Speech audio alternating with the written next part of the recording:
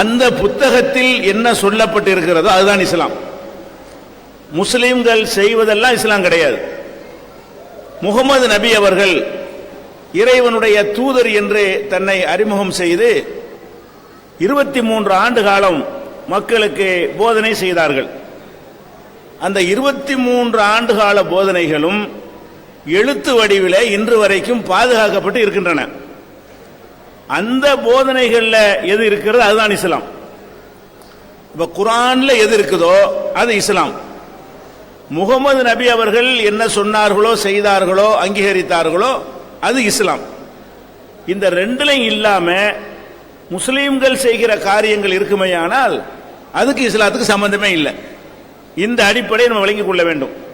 அப்ப முஸ்லீம்கள் என்று நமது நாட்டில் இருக்கக்கூடிய மக்கள் இஸ்லாத்தை அலசி ஆராய்ந்து சிந்தித்து பார்த்த மார்க்கத்தில் இருக்கல. இவங்களுடைய முப்பாட்டன்மார்கள் அப்படி இருந்திருப்பார்கள். இன்றைக்கு இருக்கிற முஸ்லீம்கள் அதிகமான மக்கள் அவங்களுடைய தகப்பனார் தாயார் முஸ்லீம் என்ற காரணத்தினால் இவங்க முஸ்லீமா இருக்கிறாங்க. விளங்கி ஆராய்ஞ்சு முஸ்லீமா இருக்கல. அப்ப இன்றைக்கு இருக்கிற முஸ்லீம்கள் எல்லோருமே பாரம்பரியமாக முஸ்லீமாக இருக்கிற காரணத்தினால் அவங்களுக்கு இஸ்லாத்தினுடைய கொள்கை கோட்பாடு சட்டத்திட்டங்களை அறியாதவர்கள் அதிக அளவில் இருக்கிறார்கள். பேருக்கு முஸ்லீம் என்பார்கள், பேர் வைத்திருப்பார்கள். அந்த பேர் தனி வித்தியாசமான பெயராக இருக்கும். அதுதான் முஸ்லீமுக்கு ஒரு அடையாளம். அல்லது முஸ்லீமுக்கு தொப்பி வைத்திருப்பார்கள், அல்லது இந்த மாதிரியான புர்கா போட்டிருப்பார்கள், ஒரு வாரத்தில் ஒரு வெள்ளிக்கிழமை தொழுவார்கள். இதுதான் இஸ்லாம் என்று அவங்க விளங்கி வைத்திருக்கிறார்கள். நீங்கள் எடுத்து பார்த்தீர்களே ஆனால் இஸ்லாம் மார்க்கத்தில் வரதட்சணை தடுக்கப்பட்ட ஒரு குற்றம். டவுரி வாங்கக்கூடாது. திருமணத்தின் போது பெண் வீட்டார்கிட்ட டவுரி நகை வாங்குறாங்க, பணம் வாங்குறாங்க, கார் பங்களா வாங்குறாங்க, இதெல்லாம் கூடவே கூடாது. முஸ்லீம்கள் தான் அதிகமாக வாங்குறாங்க. திருக்குர்ஆன்ல நீங்கள் பெண்களுக்கு மணக்கொடை கொடுங்கள் என்று சொல்லப்பட்டிருக்கிறது. திருமணத்தின் போது ஆண்கள் தான் பெண்களுக்கு கொடுக்க வேண்டும். ஏன்னா இல்லற வாழ்க்கையில அவங்க தான் நிறைய இழக்கிறாங்க, நிறைய துன்பங்கள் அவங்களுக்கு தான். ரெண்டு பேரும் சந்தோஷம் அடைஞ்சாலும் சிரமங்கள் கஷ்டங்கள் யாருக்குன்னு பார்த்தா பெண்களுக்கு தான். அப்ப அந்த பெண்களுக்கு ஒரு அதிக தியாகம் செய்கிற காரணத்தினால் ஆண்கள் அதையெல்லாம் கருத்தில் கொண்டு என்ன செய்யணும், அவர்களுக்கு மகரி என்கிற ஒரு மணக்குடையை கொடுத்து திருமணம் செய்யுங்கள். குர்ஆன்ல தெளிவாக இது சொல்லப்பட்டிருக்கிறது. ஆனா முஸ்லிம்களை பார்த்தீர்களே ஆனால் பிற சமுதாய மக்களை விட அதிகமாக வரதட்சணை வாங்குறாங்க. அது ஓரளவுக்கு எங்களுடைய 30 ஆண்டு பிரச்சாரத்தில் குறைச்சிருக்கிறோம். இருந்தாலும் வாங்கக்கூடியவங்க இருக்கிறாங்க. அப்ப இது இஸ்லாமா? முஸ்லிம்கள் செய்யறாங்க, பள்ளி வாசல்ல வச்சு அந்த வரதட்சணையை வாங்குகிறார்கள். அதற்கு முத்தவல்லிகள் நிர்வாகிகள்லாம் உடந்தையாக இருக்கிறார்கள். ஆனால் இஸ்லாமாண்டா இஸ்லாம் இல்லை. அப்ப முஸ்லிம்களுடைய செயலை வைத்து நம்ம இஸ்லாத்தை எடை போட்டோம் என்று சொன்னால் அது இஸ்லாத்தை புரிந்து கொள்வது உதவாது. முஸ்லிம் என்று சொல்லுகிறார்கள், எங்களுக்கு வட்டி என்பது தடுக்கப்பட்டிருக்கிறது. வட்டி வாங்கவும் கூடாது, கொடுக்கவும் கூடாது. பொருளாதாரம் அதிகமாக இருந்தால் கடனா தான் கொடுக்கணும். பிரதிபலன் எதிர்பார்க்காம, ஆதாயத்தை எதிர்பார்க்காம இல்லாதவர்களுக்கு உதவுறதுக்கு தான் கடன் கொடுக்கணும். அந்த கடனை கூட திருப்பி தர முடியலன்னா தள்ளுபடி செய்யணும். இது இஸ்லாம் சொல்லக்கூடிய வழிகாட்டு முறை. ஆனால் முஸ்லிம் என்று சொல்லிக்கொண்டு வட்டியையே தொழிலா செய்கிறவர்கள் இருக்கத்தான் செய்கிறார்கள். ஹஜ்ஜிக்கு போவார்கள், பள்ளிவாசல தொழுவார்கள், வட்டி வாங்கிக் கொள்வார்கள். அப்ப வட்டி வாங்குவது இறைவனுக்கு எதிராக போர் செய்கிற குற்றம் என்று திருக்குர்ஆன்ல சொல்லி இருக்கும் பொழுது அந்த வட்டியை வாங்குவவர்கள் முஸ்லிம் என்று உங்களுக்கு தெரிகிறார்கள். அவங்கள பார்த்து நீங்க இஸ்லாத்தை எடை போட்டா என்ன முடிவுக்கு வருவீங்க? இஸ்லாத்தில் வட்டி வாங்கலாம் என்ற முடிவுக்கு வருவீங்க. பாத்தீங்கன்னா வட்டி வாங்க கூடாது. அப்ப எல்லா விஷயத்திலையுமே முஸ்லிம்களை பார்த்து இஸ்லாத்தை அறிய முற்பட்டோமையானால் அதற்குரிய தகுதியில பெரும்பாலான முஸ்லிம்கள் இருக்கல. ஏதோ பாரம்பரியமாக நம்மளும் ஒரு இனம், நம்மளும் ஒரு ஜாதி என்கிற அடிப்படையில் இஸ்லாத்தில் இருக்கிறார்கள். அந்த கொள்கையை அலசி ஆராய்ந்து பின்பற்றக்கூடியவர்களாக இல்ல. அப்ப அதே மாதிரி உதாரணமா திருமணத்தை எடுத்துக்கொள்ளுங்கள். வான வேடிக்கைகள், ஆடல் பாடல், அந்த டான்ஸ் எல்லாம் வச்சு நடத்துகிறார்கள். இது இஸ்லாம் அனுமதிக்குதா? முஸ்லிம்கள் இப்படி செய்யக்கூடாது. மற்ற மார்க்கங்களுக்கு கட்டளை இருக்கா இல்லையா நமக்கு தெரியல. முஸ்லிம்களை பொறுத்த வரைக்கும் நபிகள் நாயகம் எங்களுக்கு என்ன கட்டளை இட்டார்கள் என்றா, குறைஞ்ச செலவு திருமணம் நடத்துங்க. குறைஞ்ச செலவில் திருமணம் என்பது எவ்வளவுக்கு கம்மியான செலவில் செய்ய முடியுமோ அப்படி செய்வதுதான் இறைவனுடைய அருளை பெற்றுத்தரும். இப்படி நபிகள் நாயகம் சொன்னார்கள். அப்ப திருமணத்திற்கு நபிகள் நாயகம் காலத்திலேயே பல அவங்களை பின்பற்றிய தோழர்கள் தொண்டர்கள் திருமணம் செய்தார்கள். நபிகள் நாயகத்தை அழைக்காம திருமணம் செஞ்சாங்க. அவங்களா குடும்பத்துக்குள்ள பேசி ஒப்பந்தம் பண்ணி திருமணம் செய்து கொள்வார்கள். நபிகள் நாயகத்துக்கு அடுத்த நாள் விசாரித்தா தெரிந்து கொள்வாங்க. அப்போ ஒரு புரோகிதரை கூப்பிடணும், பெரிய விளம்பரம் பண்ணணும், பெரிய லட்சக்கணக்கில் செலவு பண்ணணும் என்கிற மாதிரிலாம் இல்லாமத்தான் இஸ்லாமிய திருமணம் இருந்தது. இப்படி இருந்தால் இந்த வரதட்சணை கொடுமையும் வராது. நிறைய பெண்கள் வீட்டில் திருமணமாகாமல் தேங்கி கிடக்கிறாங்களே, அதுவும் வராது. திருமணம் செய்யறதுக்கு பல லட்சங்கள் பிறக்கும் போதே ஒரு பொம்பளை அப்பவே சேமிக்க ஆரம்பிக்கணும். அப்பதான் அது கல்யாணம் பண்ணி கொடுக்க முடியும் என்ற அளவில் எதுக்கு வருது? திருமணத்திற்கு நிறைய செலவுகள், அதிகமான செலவு, பல லட்சங்கள் கோடிகள் எல்லாம் செலவிடுகிறார்கள். வான வேடிக்கை. இப்படி செய்யும் பொழுது ஏழை மக்கள் நடுத்தர மக்கள் பாதிக்கப்படுவாங்களா இல்லையா? வசதி உள்ளவர்கள் இப்படி செய்து விடுகிறார்கள் என்று சொன்னால் நடுத்தர வர்க்கத்துக்காரன் என்ன செய்யறான்? அதே மாதிரி நாமளும் செய்யணும். கடன் வாங்குறான், வட்டிக்கு வாங்குறான், பாரம்பரியமா உள்ள சொத்தை விற்கிறான், நகை நட்டு அடமானம் வைக்கிறான், ஒரு பெண்ணை கரையேற்றணுங்கிறதுக்காக வேண்டி. எதனால? இந்த ஆடம்பரமான செலவுகள் திருமணத்திற்கு செய்யும் பொழுது அது சமூகத்தை பாதிக்கிறது. வீடு கட்டுறீங்களா, அது ஆடம்பரமா கட்டிட்டு போங்க, சமூகத்தை பாதிக்காது. வீடு எல்லாருக்கும் தேவையில்லை, இருக்கிறவங்க கட்டிட்டு போவான், இல்லாத வாடகைக்கு இருந்துட்டு. கல்யாணம் எல்லாத்துக்கும் தேவை. திருமணம் என்பது அனைவருக்கும் தேவையா இருக்கும் பொழுது அது ஒரு பாரதூரமான ஒரு பட்ஜெட் போடக்கூடிய ஒரு விஷயமாக ஆக்கிவிட்டோம் என்று சொன்னால் அது சமூகத்தை பாதிக்கும். இந்த பொருளாதாரம் இல்லை என்பதற்காகவே பல ஆண்டுகள் திருமணமாகாமல் ஆண்களும் பெண்களும் தப்பான செயல்கள் ஈடுபடக்கூடிய அளவிற்கு நிலைமை ஆகிவிடும் என்பதற்காக இஸ்லாம் என்ன சொல்லுதுன்னா, எளிமையா திருமணம் செய்யுங்க, குறைஞ்ச செலவுல செய்யுங்கன்னு சொல்லுது. முஸ்லிம்கள் அப்படி செய்யறாங்களா? இல்ல. நிறைய முஸ்லிம்கள் இப்ப செய்யறாங்க. ஆனால் முஸ்லிம்கள் ஆடம்பரம் செய்யறவர்கள் அதிகமா இருக்கிறார்கள். ஒரு பயனற்ற தங்களுடைய பொருளாதாரத்தை என்ன செய்யறாங்க? வீணடிக்கக்கூடியவர்களாக இருக்கிறார்கள். இப்படி எந்த ஒரு விஷயத்தை நீங்கள் எடுத்துக்கொண்டாலும் முஸ்லிம்கள்ல உள்ளவர்கள் நீங்க பிரிச்சு பார்க்கணும். குர்ஆன்ல உள்ளபடி நடக்கிற முஸ்லிம், நபிகள் நாயகம் சொன்னபடி நடக்கிற முஸ்லிம், அவன் கரெக்டான முஸ்லிமா இருப்பான். அப்படியான மக்கள் கணிசமாக இருக்கிறார்கள். இஷ்டத்துக்கு நடக்குவான், பேருக்கு முஸ்லிம் என்று சொல்லிக் கொள்வார்கள். அவங்க வாழ்க்கை முறை அவங்க இஷ்டப்படி தான் இருக்கும். அவங்க எப்படி விரும்புகிறார்களோ அதன்படி இருக்கும் என்றால் பார்த்து நம்ம என்ன செய்ய முடியாது? இஸ்லாத்தை கற்றுக்கொள்ள முடியாது. இதை விட ஒரு அடிப்படையான விஷயத்தை சொல்றேன். இஸ்லாம் மார்க்கத்தினுடைய முக்கியமான ஒரு கொள்கை என்னன்னு கேட்டா, கடவுள் ஒரே ஒருவர் தான். ஒரு கடவுளுங்கிற கொள்கையை இஸ்லாம் அளவுக்கு மற்ற எந்த மார்க்கங்களும் அழுத்தமா சொல்லல. எந்த அளவுக்கு அழுத்தமா சொல்கிறது என்று கேட்டால், லா இலாஹ இல்லல்லாஹ், உங்களுக்கு தெரிந்த வார்த்தை லா இலாஹ இல்லல்லாஹ் என்று கேள்விப்பட்டிருப்பீர்கள். முஸ்லிம் இதை சொன்னால் வர முடியும். இதுக்கு என்ன அர்த்தம்? அந்த அல்லாஹ் என்ற ஒரு கடவுளை தவிர யாரும் கடவுள் இல்லை, எதுவும் கடவுள் இல்லை. அவர் கடவுள் இல்லை, இவர் கடவுள் இல்லை, அது கடவுள் இல்லை, இது கடவுள் இல்லை. ஒரே ஒரு சூப்பர் பவரா இருக்கிற அல்லாஹ் தான் கடவுள் என்பது இஸ்லாத்தினுடைய அடிப்படை கொள்கை. இது முஸ்லிம் அல்லாத மக்களும் கூட அறிந்து வைத்திருக்கிற ஒரு கொள்கை. முஸ்லிம்கள் தான் இப்படிதான் இருப்பாங்க, ஒரு கடவுள் கொள்கை அவங்களுக்கு இருக்குன்னு சொல்லி. நீங்க நடைமுறையில் பார்த்தீங்கன்னா அதையும் நாசமாக்கி வச்சிருக்கிறாங்க எங்க முஸ்லிம்கள். ஒரு ஆள் இறந்துட்டாருன்னு சொன்னா அவரை புதைச்சி வச்சு அவர் ஆண்டவர்ன்றுவாங்க. அல்லாஹ்வை மட்டும் தான் வணங்கணும். இப்ப நாகூர் ஆண்டவர்ங்கிறாங்க. அவர் யாரு? ஒரு மனுஷன். 400 வருஷத்துக்கு முந்தி வாழ்ந்து செத்து போன ஒரு மனிதன். அந்த மனிதனை புதைத்து வைத்துக் கொண்டு நாகூர் ஆண்டவரே நாங்க போய் அவரே தன்னை உயிரை காப்பாத்திக்கிற முடியல. அவருக்கு புள்ள குட்டி கிடையாது. அவரே வாழும்போது மற்றவங்கள்ட்ட யாசனம் பண்ணி வாழ்ந்து சாப்பிட்டு மரணிச்சிருக்கிறாரு. அவர் ஒரு பெரிய மகான் என்று ஒரு இமேஜை உண்டாக்கி பிறகு கடவுளாக்கி விடுகிறார்கள். செத்து போன ஆட்களை வணங்குற தர்காங்கிறாங்கல்ல, இந்த தர்காங்கிறது வேற, பள்ளிவாசல் வேற. பள்ளிவாசல்ங்கிறதுல யாரும் அடக்கம் செய்யப்பட மாட்டாங்க, சுத்தமான ஒரு இடமாக இருக்கும். அதுல போய் அல்லாஹ்வை வணங்கிட்டு வர்றதுக்கு பேர் பள்ளிவாசல். தர்காண்டா என்ன? இறந்து போனவர்களை அடக்கம் செய்து வைத்து விட்டு அவங்கள இறைவன் மாதிரி ஆக்கிடுறது. அப்ப இது ஒரு கடவுளுக்குள்ள ஒத்து வருமா? ஒரே ஒரு இறைவன் தான் என்று சொல்லிவிட்டு அல்லாஹ்வை வணங்காமல் அல்லாஹ்வை தவிர மற்றவர்களை வணங்கக்கூடிய முஸ்லிம்கள் இருக்கிறார்கள். எந்த அளவுக்கு என்றால், முஸ்லிம்களுடைய கடவுளை நாகூர் ஆண்டவர் தான் என்று முஸ்லிம் அல்லாத மக்களை நினைக்கிற அளவுக்கு. உங்களுக்கு நாகூர் ஆண்டவர், எங்களுக்கு பழனி ஆண்டவருமாங்க. அப்ப முஸ்லிம்களை எப்படி, முஸ்லிம் அல்லாத மக்கள் எப்படி வழங்கி இருக்கிறாங்க?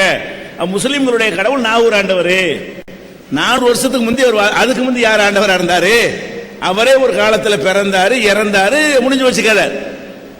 அப்ப அந்த மாதிரி இல்லாம அவரையும் கடவுளாக்குற ஒரு கொள்கை எதனால வந்துச்சுன்னா குர்ஆன் படி நடந்தால் வந்திருக்காது. இப்ப நபிகள் நாயகம் எங்க மதத்திலேயே நபிகள் நாயகம் தான் எங்களுக்கு தலைவர், எல்லா முஸ்லிம்களுக்கும் வழிகாட்டி. அவங்களுக்கு தர்கா இருக்கா? அவங்க அடக்கம் செய்யப்பட்டு அவங்களுக்கு சந்தன கூட எடுக்கிறாங்களா? அவங்கள்ட்ட போய் நான் முகமது நபி என்று கையேந்தி பிரார்த்தனை செய்ய முடியுமா? அங்க சவுதி அரசாங்கம் பின்னி எடுத்துரும், அடிச்சு விரட்டி விட்டுரும். நபிகள் நாயகத்தினுடைய சொல்ல கேட்டு நடக்கணுமே தவிர அவரை கும்பிட முடியாது, அவங்கள வழிபட முடியாது, அவங்கள்ட்ட பிரார்த்திக்க முடியாது, அவங்கள்ட்ட தேவையை கேட்க முடியாது. அவருடைய கட்டளை படி நடக்கணும். அவர் என்ன கட்டளை போட்டால் அது பாதுகாக்கப்பட்டிருக்கிறது. அப்ப இப்படி இருக்கிற ஒரு எங்க மதத்தில் இந்த மாதிரியானவர்கள் இருக்கிறாங்களா இல்லையா? அப்ப ஏகத்துவ கொள்கை, ஓரிரை கொள்கைங்கிற அந்த ஒரு அடிப்படை கூட இல்லாமல் முஸ்லிம்கள் இருக்கிறார்கள். ஒரு பாட்டில் கூட, ஒரு சினிமா பாட்டில் கூட என்ன செய்யறாங்கன்னா முஸ்லிம்களை பற்றி சொல்லும் பொழுது கூன் பிறையை போற்றிடுவோம், குர்ஆனை ஓதிடுவோம் அப்படின்னு ஒரு பாட்டு படிப்பாரு. நம்ம கலைஞருடைய மகன் ஒரு சினிமா படிப்பாரு. அதுல என்ன சொல்லுவார்னு கேட்டா, நல்ல மனதில் குடியிருக்கும் நாகூர் ஆண்டவா, பிறர் நலத்தை நினைத்த உடனே நானும் வேண்டவாம்பாரு. நாகூரா உங்கள்கிட்ட வேண்டிக் கொள்ள வாங்குறாரு. இதான் இஸ்லாம் வழங்கி வச்சிருக்காரு. அவர் எப்படி வழங்கியிருக்காரு? ஓ முஸ்லிம்களுடைய கடவுள் நாகூர் ஆண்டவர், ஒரு தொப்பி இப்பெல்லாம் போட்டு சினிமாவில் பாட்டு படிக்கிறாரு. அவர் முஸ்லிமா நடிக்கிறாரு. அந்த முஸ்லீம்ங்கிற அடிப்படையில் நடத்துற பாட்டு எப்படி இருக்குன்னு கேட்டா, நாகூர் ஆண்டவரை கடவுளாக்குறது, பிறர் நலத்தை நினைத்து உன்னை நானும் வேண்டவா. அப்ப நாகூர் ஆண்டவரை கடவுள்னு சொல்லி அந்த எண்ணத்தை முஸ்லீம் அல்லாத மக்கள்கிட்ட விதைச்சு வச்சிருக்காங்களா இல்லையா? இது அல்ல இஸ்லாம். இதே மாதிரி தான் முஸ்லிம்கள்ல சில பேர் மார்க்கத்தை அறியாம சில நாள் கிறுக்க இருப்பான், எல்லா மதங்கள்லையும் கிறுக்க இருப்பான். அந்த மாதிரி 4 கிறுக்க என்ன செய்யறான்னு கேட்டா, ஒரு தீவிரவாத செயலில் ஈடுபட்டுறான். எல்லாத்திலும் ஈடுபடுறாங்க, தனியா விஷயம். இவன் செய்த உடனே அதுக்கு என்ன பேர் வச்சிடறாங்கன்னா, இஸ்லாத்தினுடைய கொள்கை இதுதான். 4 கிறுக்கன்ற ஒரு காரியத்தை ஒட்டுமொத்த இஸ்லாம் சமுதாயத்தினுடைய ஒரு கொள்கையாகவும் இஸ்லாம் மார்க்கத்தினுடைய கொள்கையாகவும் மக்கள் கருதிடுறாங்க. ஏன்னு கேட்டா அவங்களுக்கு குர்ஆன் படிக்கல, அவங்க நபிகள் நாயகத்தினுடைய அறிவுரைகளை பார்க்கல. அந்த அடிப்படையில் என்ன செய்யறாங்கன்னு கேட்டா, அத சரியான முஸ்லிம் தீவிரவாதம், இஸ்லாம் பயங்கரவாதம், ஆட்கள்லாம் கொல்ல சொல்லுது. குர்ஆன் எடுத்து பார்த்தீங்கன்னா அந்த வாசலை கடுமை அடைக்கிறது. ஒரு உயிரை ஒருத்தன் கொலை செய்தானேயானால் அன்னமா கத்தலன் நாச ஜமியா, குர்ஆனுடைய வசனம் இது. எல்லா மனிதர்களையும் கொன்றதற்கு சமம். உயிருங்கிற சாதாரணம் கிடையாது. ஒரு ஈய படைக்க முடியுமா? நமக்கு ஒரு எறும்பை படைக்க முடியுமா? அப்ப கடவுள் தான் உயிரை படைக்கிறான்னு சொல்லும் பொழுது அந்த உயிரை ஒருத்தர் ஒட்டுமொத்த மக்களையும் கொலை செய்தவன் ஒரு அரசாங்கம் தான் எடுக்கலாம். எதுக்கு எடுக்கலாம்? கொலை செஞ்சானா மரண தண்டனை அப்படின்னு எடுக்கலாம். சில குற்றங்களுக்கு மரண தண்டனை கொடுக்கலாம். அது குற்றங்களை குறைப்பதற்காக அரசு செய்யலாமே தவிர, ஒரு மனிதன் இன்னொரு மனிதனுக்கு எதிராக ஆயுதம் தாங்கி அவனை கொலை செய்வதற்கு அனுமதி இருக்குதா? அது பெரிய குற்றம் என்று மார்க்கத்தில் சொல்லப்பட்டிருக்கிறது. போர்க்களங்கள் வரும் பொழுது அப்படி நடக்கும். நபிகள் நாயகம் போர் செஞ்சிருக்கிறாங்க, எல்லா மதங்கள் புனிதர்கள் போர் செஞ்சிருக்கிறாங்க. ராமாயணம் மகாபாரதம் எல்லாம் போர் அடிப்படையாக கொண்டதுதான். அந்த போர்ல சில எதிரிகளை கொள்வதெல்லாம் நடக்கும். அது புனித போர், நல்ல நோக்கத்துக்கு நடக்குது, அது செய்யலாம். ஒரு அரசாங்கம் செய்யலாமே தவிர நாட்டை காப்பாற்றுவதற்காக எதிரி நாட்டு படையெடுத்து வந்தால் கையை கட்டிட்டு இருக்க முடியாது. நம்ம மக்களை காப்பாற்றி ஆகணும். அதுக்காக வேண்டி நபிகள் நாயகம் அவர்கள் மதகுருவாக இருப்பதோடு ஜனாதிபதியாகவும் இருந்தாங்க. நபிகள் நாயகம் சில போர் செஞ்சாங்க இல்லையா? எதனால செஞ்சாங்க? அவங்க சாமியார் மாதிரி இருக்கல, இஸ்லாம் மார்க்கத்தையும் சொன்னார்கள். அவங்க சொல்ல ஏற்று ஒட்டுமொத்த மக்களும் முஸ்லிம்களாக மாறினார்கள். மாறிய பிறகு அவங்க தலைமையில் ஒரு ஆட்சி உருவானது. இந்தியாவுடைய நிலப்பரப்பு இருக்க அவ்வளவு பெரிய நிலப்பரப்புக்கு ஒரு அதிபராக ஆகித்தான் அவங்க மரணிச்சாங்க. 23 ஆண்டுல இந்தியா போன்ற நிலப்பரப்பு இன்னைக்கு இருக்கிற இவ்வளவு பெரிய நிலப்பரப்பு சக்கரவர்த்தியாக ஆகி நபிகள் நாயகம் இறந்து போனார்கள். அவங்க ஆட்சி காலத்தில் எதிரிகள் அழிப்பதற்கு படையெடுத்து வரும் பொழுது நபிகள் நாயகமே தலைமை தாங்கி போய் அந்த போரை செஞ்சிருக்கிறாங்க. இதை எத்துக்கிட்டு செய்யறான விளங்காம நபிகள் நாயகம் போர் செஞ்சு கொண்டிருக்கிறாங்கல்ல, அதெல்லாம் நான் கொள்றேங்கிறான்.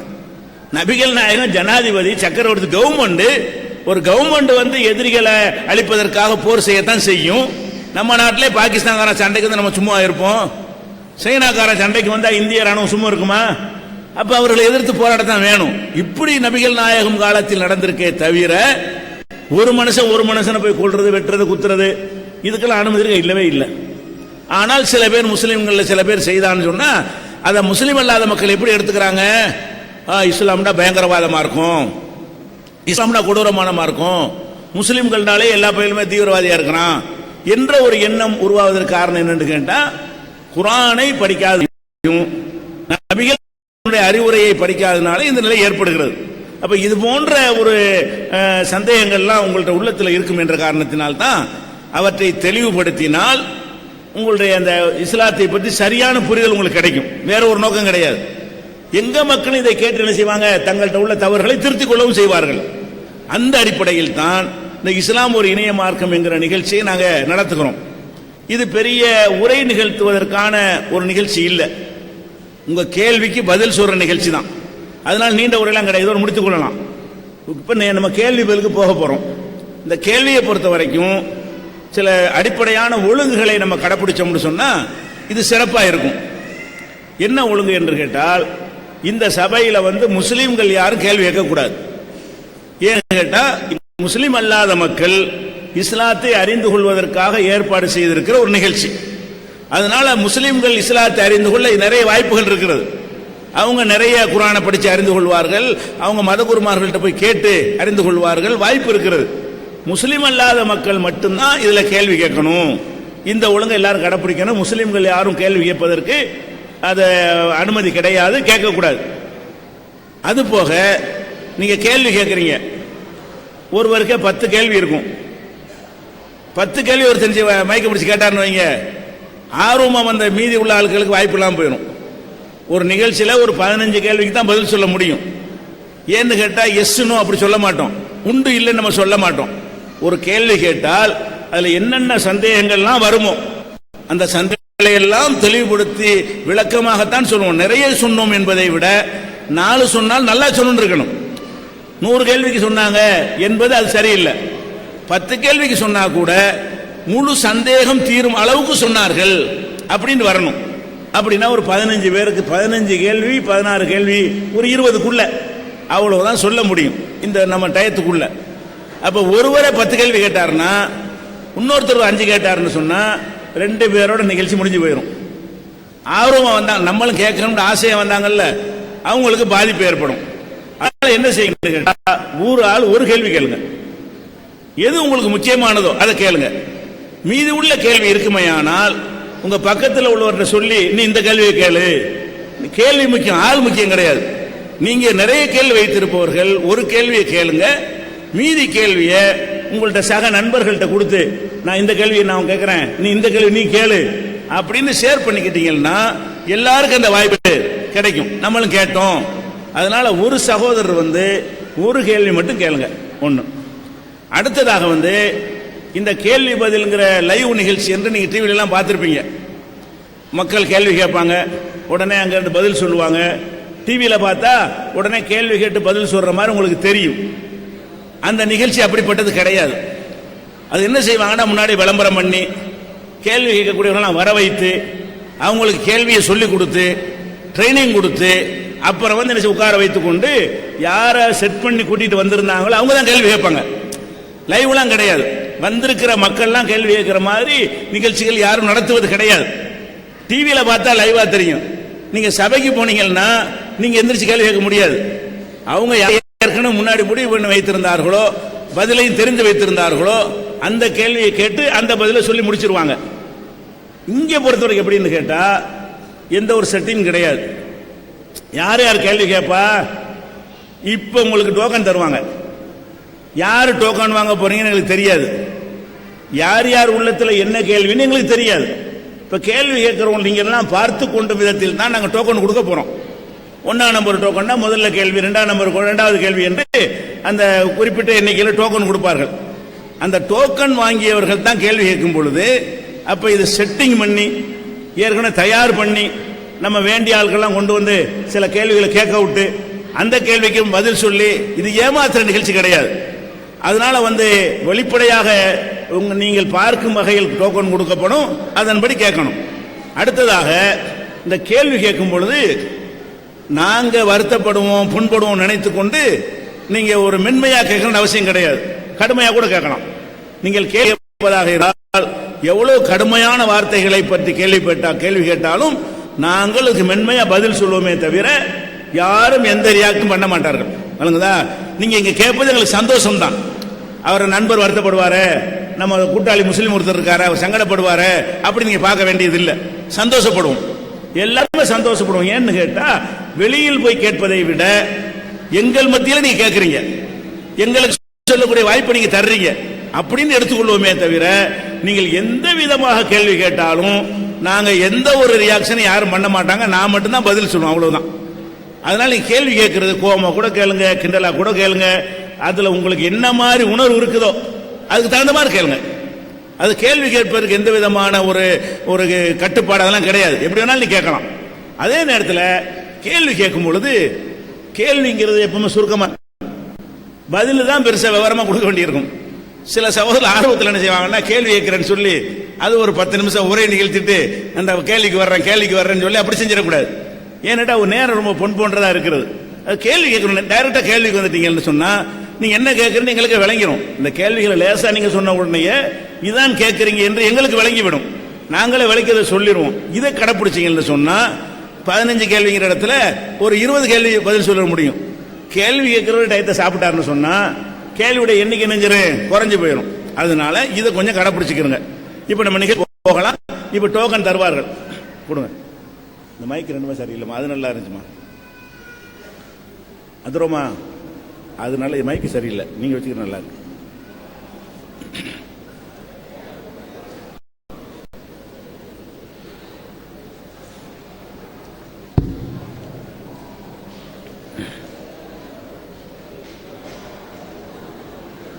அவர் அதுரமா பேசும்போது நல்லா இருக்கு, மைக்கு கையில் வச்சுருந்தாங்க, இது சரியில்லை, தொண்டையும் பிடிக்குது, ஆடியோ சரியா வரல.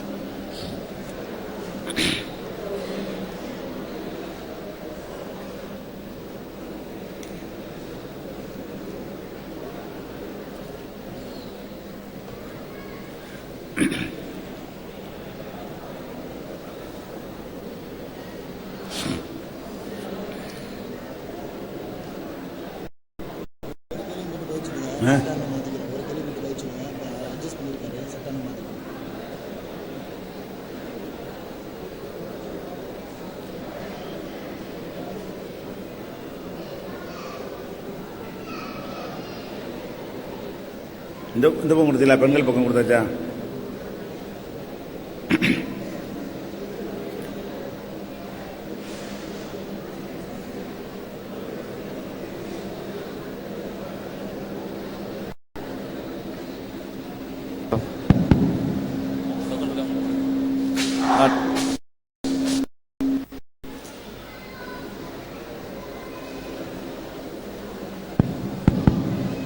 டோக்கன் கொடுத்தாச்சு. டோக்கன் நம்பர் 1 ஊரு பேரை சொல்லுங்க. அறந்தாங்கி காசுநாதன். இதுல தீயதை பார்ப்பது கண் செய்யும் விபச்சாரம்னு 3 போட்டீங்க. இந்த தீயதுன்னா என்ன?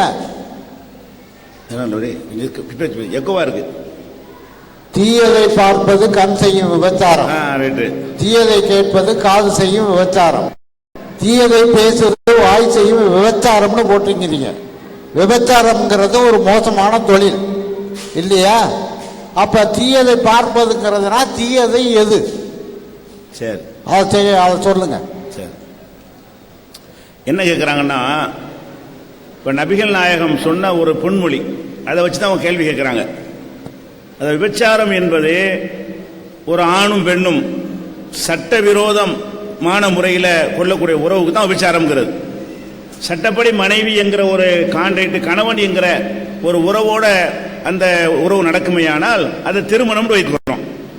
சட்டவிரோதமான முறையில் கல்யாணம் பண்ணாம திருமணம்ங்கிற முறையில் கணவன் மனைவி என்று ஒருத்தரை ஒருத்தர் சொந்தமாக்கி கொள்ளாம ஒரு உறவு கொண்டார்களேயானால் அது விபச்சாரம் என்று நம்ம என்ன செஞ்சிருக்கிறோம், எல்லாருமே விளங்கி வைத்திருக்கிறோம். அந்த செயல் விபச்சாரமா இருக்கிற மாதிரி விபச்சாரத்தினுடைய சாயல் பல வகையில் இருக்கிறது.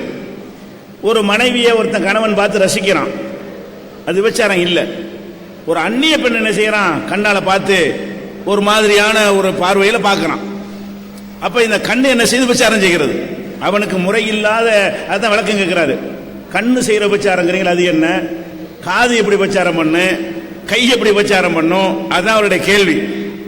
அது என்ன விபச்சாரம் கேட்டா, விபச்சாரம் செய்கிறது அந்த அவங்க உடலுறவு கொள்வதுதான் விபச்சாரம், நம்ம அறிந்து வைத்திருக்கிறோம். அதுக்கு அடிப்படையானது எதுவா இருக்கு, முதல்ல கண்ணு பார்க்கும், பார்த்து ஒரு மாதிரியா ரசிக்கும், ரசித்து திருப்பி பார்க்க தோண்டும், அப்புறமேல என்ன விபச்சாரத்தை தள்ளிவிடும். அப்ப தனக்கு சொந்தமில்லாத ஒரு அந்நிய ஆணை, அந்நிய பெண்ணை, தனக்கு கணவனாகவோ மனைவியாகவோ இல்லாத அந்நிய ஆணையோ பெண்ணோ, ஒரு ஆணோ பெண்ணோ ஒரு மாதிரியான பார்வையில பார்த்து ரசித்தார்களே ஆனால் அது அந்த கண் விபச்சாரம் செய்து முறையற்று செய்தா இல்லையா? முறையானதை பார்த்து ரசிக்கிறதுக்கு பதிலாக முறையற்றதை காம எண்ணத்தோடு, காம கொடூரமான சிந்தனையோடு பார்த்து அதை அடைய நினைப்பது, ரசிப்பது இருக்கு, அது கண்ணுக்கு செய்யற, கண் செய்யற விபச்சாரம் தான். அது விபச்சாரம்னா அந்த செயலம் நம்ம நினைச்சுக்க கூடாது, அதுக்கு தூண்டுதலா இருக்கிற விஷயங்களும் விபச்சாரம். அது மாதிரி காதுல நாங்க பேசுறோம், நீங்க கேட்கறீங்க, நீங்க பேசுறோம் நாங்க கேட்கிறோம், இந்த பேச்சுக்கள் விபச்சாரம் கிடையாது. அதே நேரத்தில் ஒரு ஆணும் பெண்ணும் என்ன செய்யறாங்க, கணவன் மனைவி இல்ல, அப்படியான ஒரு ஆணும் பெண்ணும் ஒரு அசிங்கமான முறையில், பாலியல் சம்பந்தமான முறையில் ஒருவர் பேச ஒருவர் கேட்கிறாங்க, பேசுற வாய் விபச்சாரம் பண்ணுது. இப்ப கேட்கிற காது எதை ரசிச்சு கேட்கிறோம், ஆபாசமான அருவருப்பான பாலியல் சம்பந்தமான பேச்சுக்களை ஒரு வாயில ஒருத்தன் பேசினானேயானால் அவனுடைய வாய் விபச்சாரம் செய்கிறது. கேட்கிற காது அதை போய் ரசிச்சு கேட்டா விபச்சாரம் செய்கிறது. அப்ப அந்த மாதிரியா தான் நபிகள் நாயகம் சொன்னாங்க, வாயினால் பேசுவது விபச்சாரம். எல்லா பேச்சும் விபச்சாரம் கிடையாது. நான் பேசுறேன் விபச்சாரமா இல்ல, நீங்க கேள்வி கேட்டீங்களா அது விபச்சாரமா இல்ல. விபச்சாரம் தொடர்பாக அதுக்கு இழுத்து செல்லக்கூடிய பேச்சுக்களை பேசுவதும் அதை காதுல கேட்குவதும் அது விபச்சாரத்தில் சேரும். அது ஏன் நீ பேசுற, எப்படி உடலுறவு கொள்வது விபச்சாரத்தில் சேருமோ, காதால் ஒரு அந்த மாதிரியான ஒரு அசிங்கமான வார்த்தைகளை கேட்டு அது மாதிரி பேசுவது என்பது வாயும் காதும் செய்கிற விபச்சாரம். அதே மாதிரி கை இருக்கு, போய்கிட்டே இருக்கும், ஒரு பெண்ணு போனோன்னு செய்யறது தெரியும், போய் தட்டிட்டு ஓடுறது. இந்த கை என்ன பண்ணுது, விபச்சாரம் செய்கிறது. உன் மனைவியை தட்டு, ரசி என்ன வேணாலும் செய்யி. உன் மனைவி இல்லாத ஒருத்தையை போய் இடிப்பது, அவளை சீண்டுவது, அது மாதிரியான விஷயங்கள் நடக்குமையானால் அப்ப இந்த கை என்ன பண்ணுகிறது, விபச்சாரம் செய்கிறது. அப்ப கையில பிக்கிற மைக்க பிடிச்சா விபச்சாரம் அர்த்தம் கிடையாது. இன்னொரு பெண்ணை போய் பிடித்தால் விபச்சாரம் தான் அதுக்கு அர்த்தம். கை விபச்சாரம் பண்ணதா இல்லை. விபச்சாரம் என்று சொன்னால் முறையற்ற உறவு, அடிப்படையா சொல்ல போனா முறையற்ற உறவு என்பது பாலியல் உறுப்பு சம்பந்தப்பட்டது மட்டுமில்லை, அது பிரதானமானது. அது இல்லாம கண்ணு, காது, மூக்கு ஒவ்வொன்றுக்கும் அந்த மாதிரியான ஒரு தன்மை இருக்கிறது. எல்லாத்திலையும் கவனமா இருங்க. நபிகள் நாயகம் எதுக்கு இதை சொன்னாங்கன்னு கேட்டா, கண்ணையும் பேணிக்கொண்டு, காதையும் பேணிக்கொண்டு, கைகளையும் பேணிக்கொண்டால் அதுல போய் விட மாட்டான். இவன் இந்த மாதிரி பார்த்து கண்ணை தாழ்த்தி கொண்டு போயிட்டான்னு வைங்க, அவன் விசாரத்தில் விட மாட்டான், தடுக்கப்பட்டுருவான். காதுனால அந்த மாதிரி அசிங்கத்தை கேட்க கூடாது, பேசக்கூடாது அப்படின்னு ஒரு நிலையில உறுதியா ஒருத்தன் இருந்தான்னு வைங்க, அவன் போய் இந்த விபச்சார படுகொலில் விழுந்து விட மாட்டான் என்பதற்காகத்தான் நபிகள் நாயகம் இந்த ஒரு அறிவுரையை சொன்னார்கள். நீங்கள் வெறுமனே உடலை மட்டும், அந்த பாலியல் உறுப்பை மட்டும் பாதுகாக்க நினைச்சிடாதீங்க, எல்லாத்தையும் பேணிக்கிறங்க, கண்ணையும் பேணிக்கிறங்க, காதையும் பேணிக்கிறங்க, வாயையும் பேணிக்கிறங்க, கையையும் பேணிக்கிறங்க. எல்லாமே எப்படி இருக்க வேண்டும் என்றால் உங்களுக்கு முறையானதாக இருக்க வேண்டும். உங்களுக்கு முறைனா என்ன, கணவனுக்கு மனைவி முறை, மனைவிக்கு கணவன் முறை, இந்த முறையான உறவா இருக்கணுமே தவிர இது அல்லாத எந்த ஒரு உறவிலையும் இந்த பாலியல் உறவு எப்படி குற்றமோ அதே மாதிரிதான் இதுவும் இறைவனால் படும். இதுதான் அதுக்கு அர்த்தம். Token number 2.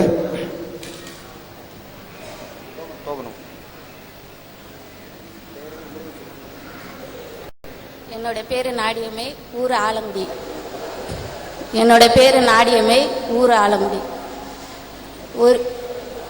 ஒரு கணவன் இறந்த பிறகு அந்த பெண்ணை 40 நாள் ரூம்லேயே அடைத்து வைத்திருக்கிறீர்கள், அது எதற்கு? அதாவது இஸ்லாம் மார்க்கத்தில் கணவன் இறந்த உடனே அந்த மனைவி அடுத்த நாள கல்யாணம் பண்ண முடியாது. மறுமணத்தை இஸ்லாம் ஊக்குவிக்கிறது. பெண்களுக்கு ஒரே வாழ்க்கைன்னு இஸ்லாம் சொல்லல.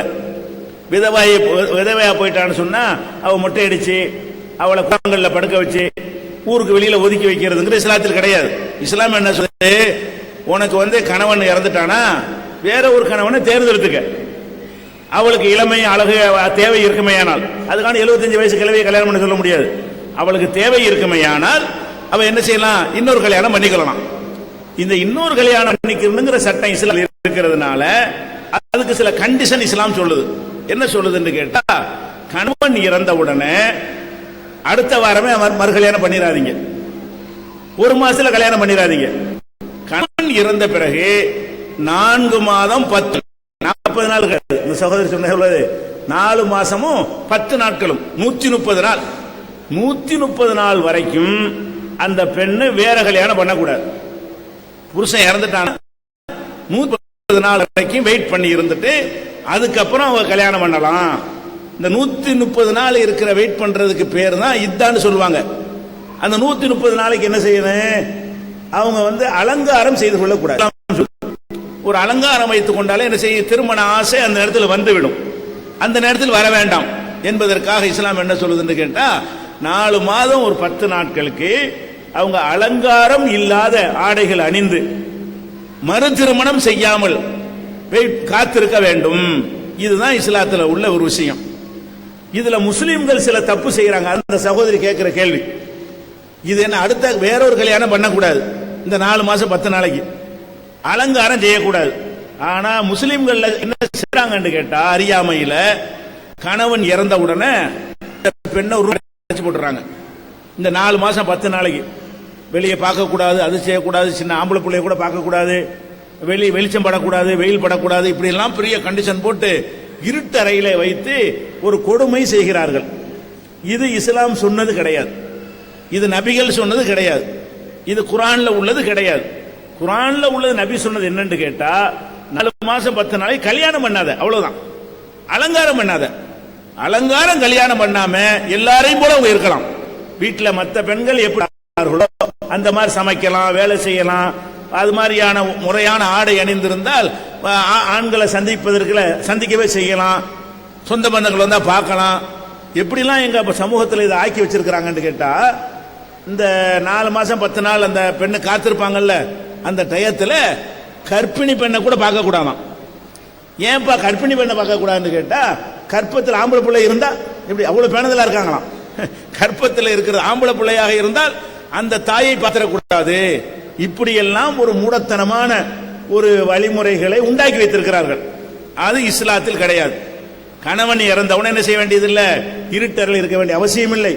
எந்த இடத்தில் இருந்தார்களோ எந்த வீட்டில் இருந்தார்களோ அதே மாதிரி இருக்கலாம். எல்லா விதமான என்ன பிரச்சனை, அலங்காரம் இருக்கக்கூடாது. நகை நட்டு போட்டு மேக்கப் பண்ணி அது மாதிரி அலங்காரமா இருந்தா அது கல்யாணம் பண்ணி ஒரு ஆணு நம்மளை விரும்புறான், அடைய விரும்புறாங்கிறதுக்கு உள்ள ஒரு விஷயம். அது வேணான்னு சொல்லி இருக்கும் பொழுது அந்த 4 மாசம் 10 நாளைக்கு நீங்க வெயிட் பண்ணிக்கிறங்க. இதுதான் இது. இந்த 4 மாசம் 10 நாளுங்கிறது எல்லாத்துக்கும் கிடையாது. அது கணவன் இறந்து போறான், இறந்து போகும்போது அந்த பெண்ணு நிறை மாச கர்ப்பிணியா இருக்கிறான். கணவன் இறந்து நிறை மாத கர்ப்பிணியா இருக்கிறான். கணவன் இறந்து ஒரு 5 நாள்லயே புள்ள பெத்துட்டான். இப்ப இவளுக்கு 4 மாசம் 10 நாள் அதோடு முடிஞ்சு வச்சுக்கிறதா. அந்த முந்தின கணவனுடைய குழந்தை அவள் பெற்றெடுத்து விட்டாலேயானால் அதுக்கு பிறகு என்ன இல்லை, 4 மாசம் 10 நாள் காத்திருக்க வேண்டியதில்லை. அந்த பிரசவத்தீட்டு முடிஞ்ச உடனே 10 நாள் 15 நாள் முடிஞ்ச உடனே மறுகல்யாணம் பண்ணிக்கலாம். இவங்களுடைய டைம் குறைவு. பிரசவமாக கர்ப்பிணியாக இருப்பார்களேயானால் பிரசவிக்கிற வரைக்கும் மறுமணம் செய்யக்கூடாது. இப்ப உதாரணமா எடுத்துக்கிறோமே, சில பேருக்கு 1 வருஷம் கூட வந்துடும். இப்ப இறந்து போறதுக்கு முத நாள் அந்த கணவன் மனைவி சந்தோஷமா இருந்தாங்கன்னு வைங்க, இறந்து போனதுக்கு முத நாள் காலையில் கணவன் செத்துட்டாரு, அன்னைக்கு குழந்தை உருவாயிருச்சுன்னு வைங்க, இப்ப 4 மாசம் 10 நாள்ல தெரிய ஆரம்பிச்சிடும். அதுக்கப்புறம் என்ன செய்யணும்னா இன்னும் 6 மாசம் வெயிட் பண்ணணும் புள்ள பெற வரைக்கும். இன்னொருத்தனுடைய வாரிசை சுமந்து கொண்டு கல்யாணம் பண்ண முடியுமா? வயிற்றுல வேற ஒருத்தனுடைய வாரிசு இருக்கிறது, அந்த வாரிசு அவனுடைய வாரிசு என்று சொல்லும் பொழுது அதை வெளியேற்றி விட்டு உனக்கு சொந்தம்னு சொல்லி ஒருத்தண்ட வருவதாக இருந்தால் அடுத்தவனுடைய உடைமை உங்கள்கிட்ட இருக்கக்கூடாது என்பதற்காக வேண்டி சில பேருக்கு ஒரு 9 மாசம் கூட ஆகிவிடும். இந்த இத்தாங்கிற காலம். இத்தான்னா மறுமணம் செய்யாமல் இருக்கிற காலம். இந்த மறுமணம் செய்யாமல் இருப்பது கர்ப்பிணியாக இருந்தால் வைக்கிற வரைக்கும், அது ஒரு செகண்டா கூட இருக்கலாம், ஒரு செகண்ட்ல முடிஞ்சு போயிடும். இப்ப செத்தா நாளைக்கு புள்ள பத்துட்டா அவ்வளவுதான் முடிஞ்சு வச்சுக்கத. நாளைக்கு மறுநாள் கல்யாணம் பண்ற படிக்கலாம். அவளுக்கு 4 மாசம் என்ன குழந்தை இல்லை, இல்ல குழந்தை இல்லாதவர்களாக அந்த மாதிரி இருப்பார்களே, ஆனால் 4 மாசம் 10 நாள் வெயிட் பண்ணணும். இது இஸ்லாத்திலே சட்டம். இத இன்றைக்கு என்ன செய்யறான்னு கேட்டா, விஞ்ஞானிகள் ஆய்வு செஞ்சு இந்த சட்டத்தை இஸ்ரேல்ல உள்ள ஒரு பெரிய ஒரு விஞ்ஞானி ஆய்வு செஞ்சு இதன் காரணமாகவே இஸ்லாத்தை ஏற்றுக்கொண்டார். அவர் என்ன ஆய்வு செய்யறாருன்னு கேட்டா, இப்ப கணவன் மனைவி உறவு கொள்றாங்க இல்லையா, உறவு கொள்ளும் பொழுது அந்த உறவு கொள்வதால் அங்க ஒரு சில ரேகைகள் உறுப்போட உறுப்பு படுது இல்லையா, அந்த ரேகைகள் 4 மாசம் வரைக்கும் அழியாது. ஒரு கணவன் மனைவி சேர்ந்தாங்கன்னு வைங்களங்க, இப்ப நான் ஒரு ஆளை கையில டச் பண்றேன், இந்த ரேகை எவ்வளவு நாளைக்கு இருக்குன்னு ஒரு கணக்கு இருக்கா இல்லையா, உடனே எடுத்த ரேகை தெரியும். ஒரு நாள் கழிச்சு பார்த்தா ரேகை போயிடும். ஆனால் இந்த பாலியல் உறுப்புள்ள உள்ள மட்டும் எப்படி படைக்கப்பட்டிருக்கு கேட்டா, அந்த விஞ்ஞானி ஆராய்ச்சி பண்றான். உடலுறவு கொண்டார்களே ஆனால் இந்த உறுப்பும் அந்த உறுப்பும் பட்ட இடம் இருக்கு இல்லையா, அதில் இவனுடைய ரேகை இருக்கும். அந்த உறுப்பினுடைய ரேகை படிமானம் இருக்கும். அது அடுத்து உருவாகிற ஜெனரேஷனுக்கு அந்த மரபணுவை மாத்தி, இந்த மரபணுவை மாத்தி விட்டுரும். அந்த புருஷனுடைய மரபணுவாக அந்த உருவாகிற குழந்தை அமைந்து விடும் என்று ஆராய்ச்சி பண்ணி 4 மாசம் இதுக்கு எடுத்திருக்கு இஸ்லாம் சொல்லி இருக்குது. முந்தின புருஷனுடைய அந்த தாக்கம், அந்த அறிகுறி, அந்த தடயம் பெண்ணுடைய அந்த கற்ப அறையில இருக்கும். அது இருக்கிற வரைக்கும் நீ எப்படி கல்யாணம், அந்த முந்தின கணவனுடைய தாக்கமே இருக்கக்கூடாது என்று ஆராய்ச்சி பண்ணி, இது இஸ்லாம் அன்னைக்கு இதை சொல்லிவிட்டதே, இது கண்டிப்பா இது கடவுள் தான் சொல்லியிருக்க முடியும். இன்றைக்கு இவ்வளவு காலத்தில் இப்ப கண்டுபிடிக்கிற இந்த உண்மையை கூட அன்னைக்கு இஸ்லாம் சொல்லி இருக்குன்னு சொல்லி அந்த இஸ்ரேல் விஞ்ஞானி இஸ்லாத்தை ஏற்றுக்கொண்டார். உங்களுடைய திருக்குரான் தமிழாக்க உங்களுக்கு தந்திருப்பாங்க, கேள்வி கேட்டவங்களுக்கு. அதுல இந்த ஆர்டிகல் நினைச்சிருக்கோம், இத்தாண்டு போட்டிருக்கோம். அதுல அந்த விஞ்ஞானி பேர், என்ன கண்டுபிடிச்சான், அந்த டீட்டெயிலாம் நாங்களே அதில் கொடுத்துருக்கிறோம், அதில் பார்த்துக்கொள்ளலாம். அப்ப 4 மாசம் 10 நாளுங்கிறது அடுத்த திருமணம் பண்ணாமல் இருப்பதற்கு உரியது, அலங்காரம் செய்யாமல் இருப்பதற்கு உரியதை தவிர அடைத்து போட்டு கொடுமைப்படுத்துவதற்கு உரியது அல்ல. இது நல்லது, பெண்களுக்கு இது நல்லது. கல்யாணம் பண்ணிட்ட பிறகு இப்ப கணவன் இறந்துட்டான், அடுத்த மாசம் கல்யாணம் பண்ணிட்டீங்கன்னு வைங்களேன், அவன் என்ன செய்வான்னு கேட்டா, அந்த குழந்தை நம்ம குழந்தை அவன் குழந்தைய இறந்த என்ன செய்யணும் நினைப்பானா இல்லையா. கல்யாணம் பண்ணிட்டீங்க, அடுத்த மாசத்துல கல்யாணம் பண்ண உடனே என்ன செய்யுங்க, கர்ப்பமாயிட்டீங்க. இவனுக்கு என்ன டவுட் இயற்கையா வரும், இது நம்மனால உண்டான குழந்தையா, ஒரு அவனுக்கு மனைவியா இருந்தாங்களே அப்ப உருவான குழந்தையா இருக்குமோ நினைத்தானே. அந்த புள்ள மேல அவனுக்கு பாசம் வருமா? ஏன் புள்ளதான் அவனுக்கு வரணும். பெண்களுக்கு பாசம் வந்துடும், சுமக்கிறவங்களுக்கு தெரிஞ்சு போயிடும். ஆண்களுக்கு பாசம் வருவதா இருந்தால் அவன் புள்ளதான் கன்ஃபார்மா அவனுக்கு உறுதியாகணும். எப்போ உறுதியாகும்?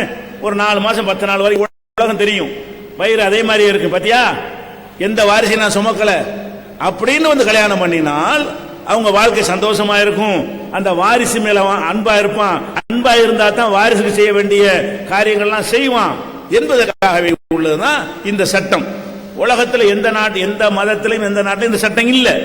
ஆனா இஸ்லாத்தில் உள்ள இந்த சட்டம் ரொம்ப அறிவுபூர்வமானது என்று இன்றைய விஞ்ஞானிகள் நிரூபித்திருக்கிறார்கள். இப்படி எல்லாமே இஸ்லாம் சொன்ன எல்லாமே ஒவ்வொரு காலம் நிரூபிக்கப்பட்டுக் கொண்டிருக்கிறது. இது ஒரு விஷயம் அறிவுடையவர்கள் புரிந்து கொள்வார்கள். அடுத்த கேள்வி, டோக்கன் நம்பர் 3 டோக்கன் நம்பர் 3.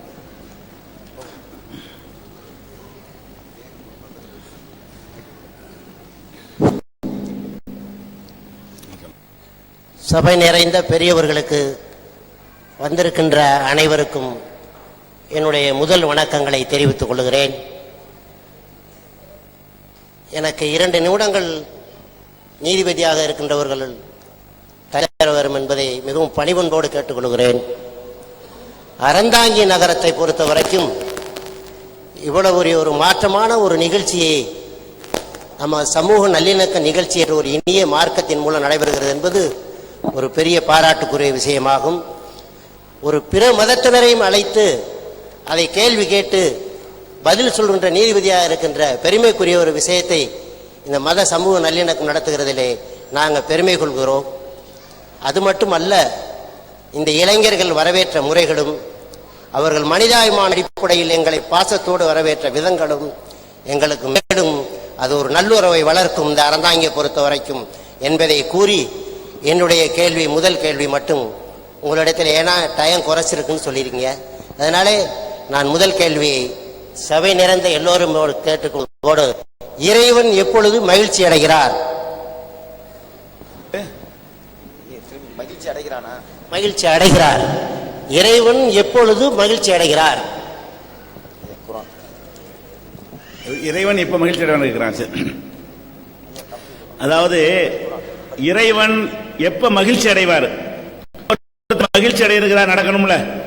அப்ப கடவுளுக்கு மகிழ்ச்சி எதுல கிடைக்கும் அப்படிங்கறத கேட்கிறார். அந்த ஒட்டகத்துல தான் உணவு இருக்கிறது, தண்ணி எல்லாமே அதுல பேக்கேஜ் அதை வச்சிருக்கிறான். அது படுத்து தூங்கி எந்திரிச்சு பார்த்தான்னா ஒட்டகத்தை காணாம். இப்ப போய் முழிச்சு பார்க்கறான், ஒட்டகத்தை காணாம். இந்த ஒட்டகம் இல்லடா என்ன ஆகும்? இவனுக்கு தேவையான தண்ணி ஒட்டகத்தில் இருக்கிறது. பாலைவனம் நடந்து கடக்க முடியாது, பாலைவனம். அந்த இடத்தை விட்டு 4 அடி கூட நகர முடியாது. அப்ப தண்ணி இல்ல, உணவு இல்ல, இது நம்ம கதை முடிஞ்சு போச்சு. இனிமே நடந்து போனாலும் வெயில்ல சுருண்டு செத்து போயிருவோம். பாலைவன அந்த சூடு நமக்கு தாங்க முடியாது. இங்கே இருந்த சொன்னா உணவும் கிடைக்காது, தண்ணியும் கிடைக்காது, நம்ம கதை முடிஞ்சு போச்சுன்னு சொல்லி செத்தோண்டு நினைஞ்சிட்டான். முடிவு எடுத்துட்டான். முடிவெடுத்து கவலைப்பட்டு அப்படியே மயக்க நிலையில இருக்கிறான். திடீர்னு முடிச்சு பார்க்கறான், ஒட்டகம் பக்கத்தில் நிக்குது. இப்ப எப்படி சந்தோஷம் இருக்கும்? போன உசுறு திரும்பி வர்ற மாதிரி இருக்கும்ல. எந்த ஒட்டகத்துல உணவு தண்ணீர் எல்லாம் இருந்துச்சோ அந்த ஒட்டகத்தை காணலன்றவன உசுறு போச்சு நினைச்சிட்டான். அந்த ஒட்டகம் நிக்கிறது திடீர்னு பார்க்கறான், போன ஒட்டகம் நிக்குது. இப்ப இவனுக்கு எப்படி சந்தோஷமா இருக்கு? உசுரே வந்துருச்சுன்னு சந்தோஷம். இவன் எந்த அளவுக்கு சந்தோஷப்படுவானோ இதைவிட அதிகமாக இறைவன் சந்தோஷப்படுவான். எப்ப சந்தோஷப்படுவான்? செஞ்ச தப்பு மன்னிப்பு கேட்கும் பொழுது. ஒரு தவறு செஞ்சுட்டு அதுக்கு மன்னிப்பு கேட்டால் இறைவனுக்கு அவ்வளவு சந்தோஷம். என்னோட அடியான் ஒரு தப்பை செய்யறான், அதை உணர்றான், நான் ஒருத்தன் இருக்கிறேன் பயந்து என்னிடத்தில் மன்னிப்பு கேட்கிறான், இப்படியான ஒரு அடியான் இருக்கிறானே என்று சொல்லி இறைவன் சந்தோஷப்படுவான். இப்படி நபிகள் நாயகம் செஞ்சாங்க சொன்னாங்க. அதே மாதிரி இறைவன் ஒருத்தர் இருக்கிறான். அந்த இறைவனுடைய இட வேற ஒரு ஆளுக்கு நம்ம கொடுத்தோண்டு வைங்க, அது இறைவனுக்கு பிடிக்காது. இறைவன் என்ன, அந்த வானத்தை படைச்சது அவன் தான், பூமி அவன் தான் படைச்சான், காற்று அவன் தான் படைச்சிருக்கிறான், மழையை அவன் தான் இறக்குறான், பயிர்கள் அவன் தான் முளைக்க செய்கிறான்.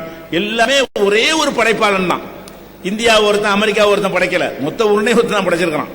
அப்ப எல்லாத்தையும் படைச்சது ஒருத்தனா தான் இருக்கிறான். அப்படி இருக்கும் பொழுது அவனை மறந்து விட்டு வேற வேற ஒன்றை கடவுளுங்கிறான், இதை கடவுளுங்கிறான். இது இவன் தான் செஞ்சான். இந்த மைக்க இவன் செஞ்சானே தவிர மைக்கு இவனை செய்யல. இருந்தாலும் என்ன செய்யறான்? இவனாக உருவாக்கி கொண்டவற்றை எல்லாம் கடவுள்னு சொல்றான். பாருங்க, இதுல கடும் கோபம் கடவுளுக்கு வருது. ஏண்டா என்னுடைய இடத்தை போய் நீனா உருவாக்கிட்ட பொருளை கொடுக்கறிய? நான்ல உன்னைய படைச்சிருக்கிறேன். நான் உன்னைய படைச்சிருக்கும் போது மரத்தை கடவுளுங்கிற, சூரியனை கடவுளுங்கிற, சந்திரனை கடவுளுங்கிற, காற்றை கடவுளுங்கிற, நெருப்ப கடவுளுங்கிற, இதையெல்லாம் படைச்ச எண்ணெயில கடவுள்னு சொல்லணும் என்று இவர்கள் மீது கடும் கோபம் கொள்றார் இறைவன். இஸ்லாமிய நம்பிக்கை பிரகாரம் இறைவனுடைய இடத்தை யாரு கொடுத்தாலும் இறைவனுக்கு பிடிக்காது. முகமது நபியை கடவுள்னு சொன்னாலும் இறைவனுக்கு பிடிக்காது. நாங்க முகமது நபியை ரொம்ப மதிப்போம், அவரை கொண்டு இறைவன் இடத்துல வச்சா கூட இறைவனுக்கு பிடிக்காது, கட்டும் கோபம் வரும். இதுல இருந்து ஒருத்தர் திருந்தி, இறைவா நான் தெரியாம கண்டதையும் கடவுள்னு சொல்லிட்டேன், இந்த சூப்பர் பவர் அந்த சராசரங்களையும் படைத்தது நீதான், உன்னுடைய அதிகாரத்தில் தான் அனைத்தும் இருக்கிறது, நீ எல்லாத்தையும் பார்த்து கொண்டிருக்கிறாய், உனக்கு முடியாது எதுவுமே இல்லை, நீ நல்லது செய்தால் பரிசு கொடுப்பாய், கெட்டவர்களை இன்னொரு உலகத்தில் தண்டிப்பாய் என்று உணர்ந்து அதை ஏற்றுக்கொள்றான் பாருங்க. அப்ப இறைவனுக்கு அப்படி ஒரு மகிழ்ச்சி. என் அடியான் பாருங்க கண்டதையும் கடவுள்னு சொல்லிட்டு இருந்தான், இப்ப சரியாக புரிந்து என்னை ஏற்றுக்கொண்டான், இப்படி இறைவன் மகிழ்ச்சி அடைவான் என்று இஸ்லாம் சொல்லுகிறது. அதே மாதிரி வேற சின்ன சின்ன மகிழ்ச்சி எல்லாம் இருக்கிறது. ஒருத்தன் நோன்பு வைக்கிறான், நோன்பு இஸ்லாத்தில் ஒரு கடமை. நோன்பு வச்சா என்ன செய்யக்கூடாது? வைகரையிலிருந்து அதிகாலை ஒரு 5 மணியில இருந்து சூரியன் மறைகிற வரைக்கும் 6:30-7 மணி காலத்து காலம் மாறும், சூரியன் மறைகிற வரைக்கும் சாப்பிடக்கூடாது, தண்ணி கூட குடிக்க கூடாது. அப்ப எல்லா வாழ்க்கை ஈடுபடக்கூடாது. இந்த 3ஐ விட்டு தவிர்த்து கெட்ட செயல், கெட்ட பேச்சு, இதை விட்டு விலகி கொண்டிருப்பதற்கு பேர் நோன்பு. இந்த நோன்பு வந்து அதாவது நபிகள் நாயகம் சொல்றாங்க, நோம்பாளிக்கு வந்து 2 சந்தோஷம் இருக்கு. ஒன்னு என்னன்னு கேட்டா, நோன்பு திறக்கும் போது ஒரு சந்தோஷம். காலையில இருந்து ஒன்னும் சாப்பிடாம அந்த 6:30 மணிக்கு தண்ணியை குடிச்சோன்னு வைங்க, அவ்வளவு தேவாம இருந்த மாதிரி இருக்கும். ஏன்னா ஒன்னும் சாப்பிடல, தண்ணி கூட நாக்கில் ஒன்று நடக்கல, வறட்சியா இருக்குமா, எதை சாப்பிட்டாலும் அப்படி ஒரு இன்பமா இருக்கும். அது ஒரு மகிழ்ச்சி. இரண்டாவது, மறுமையில இறைவன் எழுப்பி திரும்ப இஸ்லாமிய நம்பிக்கை பிரகாரம் மறுமை வாழ்க்கையை நாங்கள் நம்புகிறோம். அந்த மறுமை வாழ்க்கையில இறைவன் நல்லவங்களுக்கு பரிசு கொடுப்பாரு. இந்த நோம்பாளி மேல அவ்வளவு சந்தோஷப்பட்டு மகிழ்ச்சி அடைஞ்சு அவர் பரிசு கொடுப்பாரு பாருங்க, அப்ப இவனுக்கு ஒரு சந்தோஷம் ஏற்படும். அப்ப இறைவன் அந்த நோன்பு வைக்கக்கூடிய மக்கள் மீது அதை கண்டு மகிழ்ச்சி அடைகிறான். இப்படி ஒவ்வொரு விஷயத்தையும் இறைவனுக்கு கட்டுப்பட்டு நடந்தால் மகிழ்ச்சி அடைகிறான், இறைவனுக்கு கட்டுப்படாம நடந்தால் அவன் கோபப்படுகிறான். இப்படி இருக்க ஒரே ஒரு குறிப்பிட்ட ஒரு காரியத்துக்கு மகிழ்ச்சி அடைகிறான் இஸ்லாத்துல இல்ல. எல்லாத்தையும் செய்யணும். இறைவன் போய் சொல்லாம இருந்தா மகிழ்ச்சி அடைவான், ஏமாத்தாம இருந்தா இறைவனுக்கு மகிழ்ச்சி, அடுத்தவருக்கு அநியாயம் செய்யாம இருந்தால் இறைவனுக்கு மகிழ்ச்சி, தொழுதால் மகிழ்ச்சி, நோன்பு வைத்தால் மகிழ்ச்சி, தான தர்மங்கள் கொடுத்தால் மகிழ்ச்சி, தப்பு செஞ்சுட்டு மன்னிப்பு கேட்டால் மகிழ்ச்சி. இப்படி இறைவன் மகிழ்ச்சி அடையக்கூடியது என்னன்னு கேட்டா, நம்ம நல்லவனா இருப்பது அவனுக்கு மகிழ்ச்சி. சுருக்கமா போனா, சுருக்கமா சொன்ன என்ன, மனிதன் நல்லவனா இருந்தானே ஆனால் அது இறைவனுக்கு மகிழ்ச்சி. அவ்வளவுதான். Token number 4.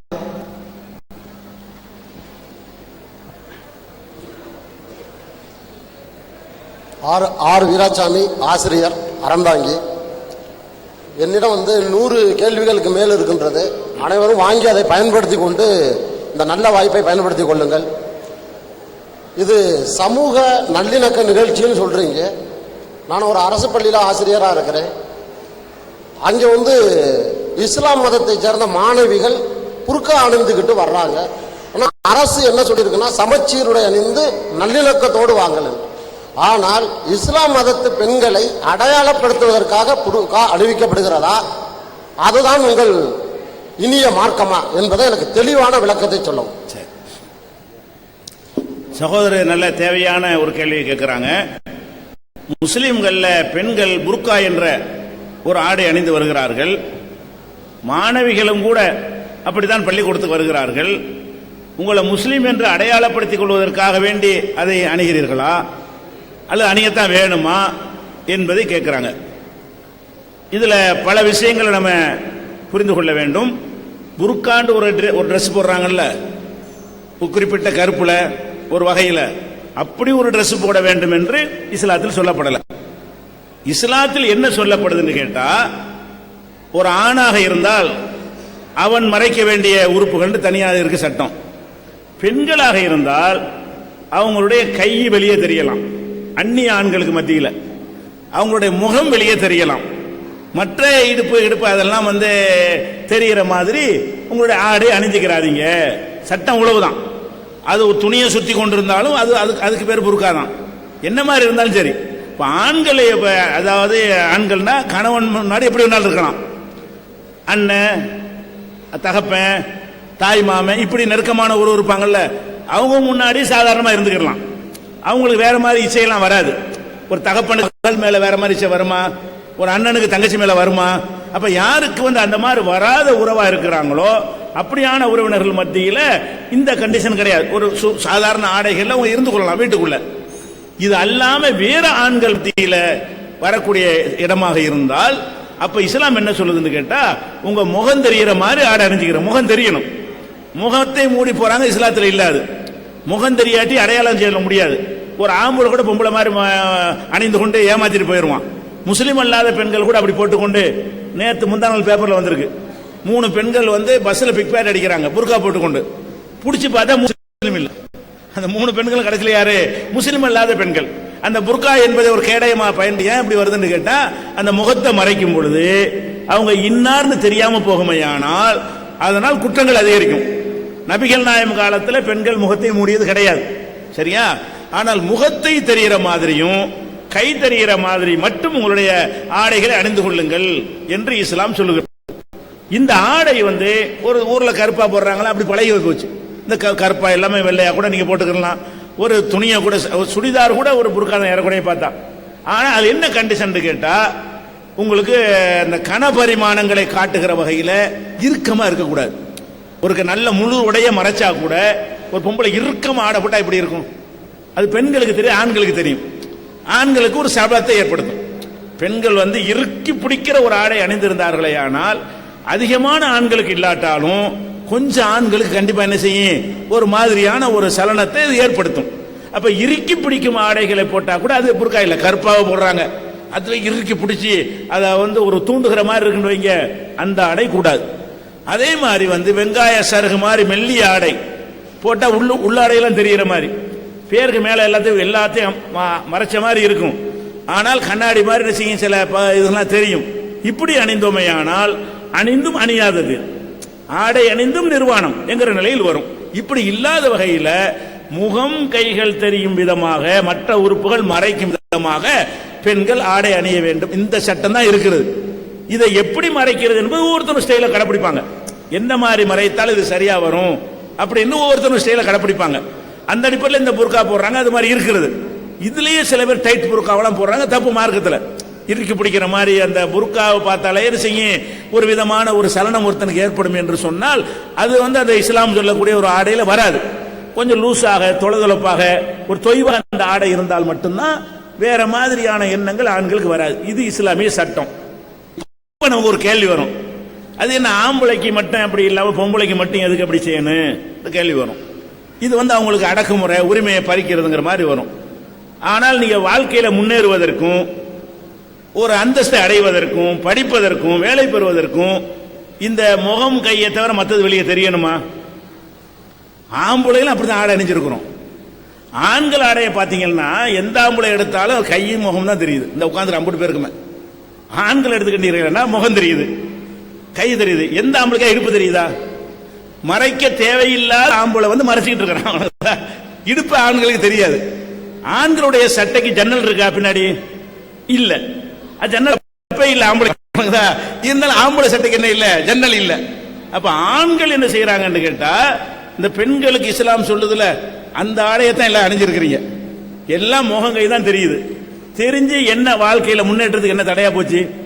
முகம் தெரிஞ்சா போதும்ல, செயல்படுவது கை தெரியணும்ல. இப்ப நாட்டில் பிரதமரா மன்மோகன் சிங் இருந்தாரு, அவருக்கு தலையும் தெரியாது, இந்த தான் தெரியும், மீதி எல்லாம் மறைச்சிக்கிட்டு இருந்தாரு. அது பிரதமர் ஆவதற்கு தடையா இருந்துச்சா? தடையா இல்ல. இப்ப மோடி இருக்காரு, ஆடை அணிஞ்சிருக்காரு, அவருக்கு தான் போடுறாரு, ஆடைக்கு மேல ஆடை, ஆடைக்கு மேல போட்டு கை தான் தெரியுது, முகம் தான் தெரியுது. ராகுல் காந்தி அப்படித்தான் அணிஞ்சிருக்காரு, இங்க உள்ள கருணாநிதி அப்படித்தான் அணிஞ்சிருக்காரு, ஜெயலலிதா அம்மா கூட முதல்வராக இருக்கும்போது அப்படித்தான் அணிஞ்சாங்க. நடிகையா இருக்கும்போது வேற மாதிரி அணிந்தார்கள், அவர்கள் முதல்வராக இருக்கும்போது அணிஞ்ச ஆடை என்ன, முகம் கை தான் தெரியுது. இது ஒரு முன்னெடுத்த தடையா? இந்த மாதிரி ஆடை அணிவது முன்னெடுத்து தடையான தடை இல்லை. இதை அடுத்து விளைவிக்கிறணும். அடுத்து என்னன்னு கேட்டா, பொதுவாகவே ஆண்கள் பெண்கள் எடுத்துக்கிட்டீங்கன்னு சொன்னா, ஆண்கள் பெண்களை ஒரு மாதிரி போக பொருளாகத்தான் பார்க்கறான். என்னத்தை நீங்க அறிவுரை சொன்னாலும் சரிதான், கொஞ்சம் பேர், அதிகமானவர்கள் ஒரு கட்டுப்பாடா இருந்துருவார்கள். கொஞ்சம் பேர் என்ன செய்யறான்னு கேட்டா, பெண்களை வேறு விதமான பார்வையை கொண்டு பார்க்கக்கூடியவனாக இருக்கிறான். அவர்களுக்கு தீனி போடும் வகையில நம்முடைய ஆடை கலாச்சாரம் அமைந்து விடக் கூடாது. நீங்க இன்னைக்கு பாருங்க, சினிமா எடுக்கலாம். சினிமாக்கள்ல ஆண்களை கவர்வதற்கு சில காட்சிகளை வைக்கிறான். என்ன காட்சி வைக்கிறான்? இளம் பெண்கள் ஆட விடுறான். இளம் பெண்களை என்ன செய்யறான்? 2 பீஸ்ல ஆட விடுறான். கீழே ஒரு ஜட்டி இருக்கு, மேல ஒரு பிரேசியர் போட்டிருப்பான், அவ்வளவுதான். அந்த மாதிரி ஒரு ஆட்டத்தை போட்டதை இவங்க வருவாங்க. எப்படி கணக்கு பண்ணி செய்யறான்? இந்த ஆம்பளையில கவர் பண்றதுக்காக அதை போடுறான்.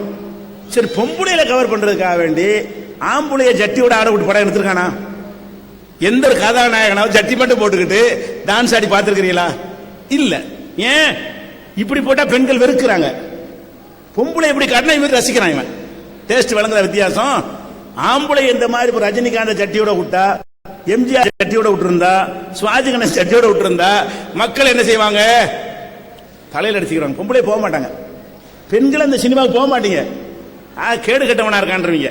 அப்ப பெண்களை பொறுத்த வரைக்கும் ஆண்கள் ஆடை குறைப்பு செய்தால் வெறுப்பார்கள். அவங்க கணவன் மனைவிக்குள்ள இருந்து எப்படி நடந்து கொள்வார், அது ஒரு விஷயம். பொதுவுல உள்ள நமக்கு சம்பந்தம் இல்லாத ஒரு ஆண் அப்படி காட்சி நமக்கு பிடிக்காது. ஆனா ஆம்பளைக்கு எது பிடிக்குது? யாராச்சும் கேட்டமா, ஏன்டா இப்படி காட்டுலடா, உன் தங்கச்சியை காட்டுவியா, உன் பொண்டாட்டியை காட்டு, யாரா கேட்டமா? எவ்வளவு அசிங்கமா பெண்ணை காட்டுறான். அப்ப அந்த ஆண்களை ஈர்ப்பதற்காக இப்படி காட்சி வைக்கிறான், பெண்களை ஈர்ப்பதற்கு இப்படி காட்சி வைக்கல. என்ன விளங்குது? இவன்ட்ட ஒரு நோய் இருக்குது, ஆம்பளைட்ட அந்த நோய் இருக்குது, அந்த நோயை மூலதனம் ஆக்குறான் போது அவன் பார்வையில் படாதளவு கண்ணியமா இருக்கணுமா இல்லையா? இது ஒரு விஷயம். அதே மாதிரி இந்த அடல்ட்ஸ் ஒன்லின்னு சினிமா எடுப்பானுவோம். இப்ப எல்லாம் நெட்ல கிடைச்சு போச்சு. அப்போலாம் தியேட்டர்ல பார்ப்பானுவோம். அதுன்னு சில தியேட்டர்கள் இருக்கும். அதுல சில படத்துக்கடையில் நடுவில் விட்டு படம் போடுவாங்க, அதுக்குன்னு தியேட்டர் இருக்கும். அதுல பொம்பளை யாரும் போக மாட்டாங்க. அந்த படங்களுக்கு என்ன செய்ய மாட்டாங்க, பெண்கள் வரவே மாட்டாங்க. ஆம்பளை மட்டும்தான் போவான். அதுல என்னன்னு கேட்டா முழுக்க முழுக்க பச்சையா முழு நிர்வாணமாக அனைத்துமே காட்டப்படும். அதை போய் ரசிக்கிறவன் ஆணா இருக்கிறான். அப்படியான ஒன்றை பெண்கள் ரசிச்சு பார்த்திருக்கிறீங்களா? அடல்ட்ஸ் ஒன்லி சினிமாவுக்கு போய் கியூல நின்று பெண்கள் பார்த்திருக்கிறாங்களா? இல்ல. ஏன் இல்ல? அவங்களுடைய தன்மை வேற, நம்ம வித்தியாசம் இருக்கிறது. ஆணுக்கு பெண்ணு தேவை, பெண்ணுக்கு ஆண் தேவை, அந்த ஒரு விஷயம் இருந்தாலும் இந்த மாதிரியான ஒரு வக்கிரம், இந்த வக்கிர எண்ணங்கள் ஆண்களில் அதிகம் இருக்கிறது. அதனால இஸ்லாம் என்ன சொல்லுன்னா கவனமா இருந்துக்க. நீங்க கூட பாப்பீங்க, பெண்கள் என்ன செய்வாங்க, அடிக்கடி இப்படி முந்தானையை சரி பண்ணுவாங்க. ஏன் சரி பண்றாங்கன்னு பாத்தீங்கன்னா அங்க ஒரு கண்ணு ஒரு மாதிரியா இருக்குன்னு அர்த்தம். எப்ப சரி பண்ணுவாங்க? முந்தானையை சரி பண்றாங்களே பெண்கள், அவங்கள்ட்ட ஏன் சரி பண்ணலன்னு கேளுங்க. இந்த ஒருத்தன் பார்வன் சரியில்லை, இந்த ஒரு மாதிரி அவன் பாக்குறான், ஏன் அப்படி பாக்குற மாதிரி போட்டு சரி செய்யணும், எப்பவும் சரியா செஞ்சுக்கிற வேண்டியானே. அவன் பார்க்கும்போது சரி செய்யறதுக்கு பதிலா பார்க்காத போதும் சரியா இருந்துக்கிற வேண்டியதானே. அப்ப ஆண்கள் ஒரு டைப்பா பார்க்கறான், ஒரு கேப் இருந்தா விட மாட்டேங்கிறான், அதை பார்த்து ரசிக்கிறான். ரசிச்சுட்டு சும்மா இருக்க மாட்டான். அவனுடைய குடும்ப வாழ்க்கை அதை பாதிக்கிறது, மனைவியோட இன்ட்ரெஸ்டா இருக்க மாட்டான்.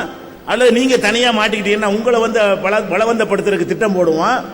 பலவந்தப்படுத்தி விட்டு நீங்க சாட்சி சொல்ல கூட உங்களை கொலையும் பண்ணுவான். அப்ப ஒரு ஆண் இந்த மாதிரி ஒரு பெண்ணு தூண்டு விதமாக நடந்து கொள்ளும் பொழுது அது பெண்களுக்கு சேஃப்டியா இருக்குமா, பாதுகாப்பான்னு பாருங்க. இன்னும் சொல்ல போனா பள்ளிக்கூடம் வியப்பாக இருக்கிறது. கல்விக்கூடங்கள் இருக்குல்ல, கல்விக்கூடங்கள்ல ஆம்பளை பிள்ளைகளுக்கு ஒரு யூனிஃபார்ம் போடுறான், பொம்பளை பிள்ளைக்கு யூனிஃபார்ம் போடுறான். கொஞ்சம் யோசிச்சு பாருங்க. ஆம்பளை யூனிஃபார்ம் என்ன, பேண்ட் சட்டை. பொம்பளை யூனிஃபார்ம் என்ன, கவுனு, அரை கவுனு. எதை கூட மறைக்கணுமோ கூட மறைக்கிறவங்களுக்கு கம்மியா மறைக்க வைக்கிறான். பள்ளிக்கூடத்து யூனிஃபார்ம் எப்படி இருக்குன்னு கேட்டா ஆம்பளை பசங்களுக்கு பேண்ட் சட்டையோட வந்துடணுமா, பொம்பளை பிள்ளைகளுக்கு என்னடான்னு கேட்டா இவ்வளவு வரைக்கும் தெரியணும், இவ்வளவு வரைக்கும் கை தெரியும், அதுக்கப்புறம் தொடக்கி கீழே தெரியும். அந்த மாதிரி ஒரு கவுனை போட்டு வாங்குறான். இப்படி வந்தா இவன் படிப்பானா? ஆம்பளை படிப்பானா? அதுதான் மார்க் வாங்க. பொம்பளை மார்க் வாங்குற காரணம் என்ன?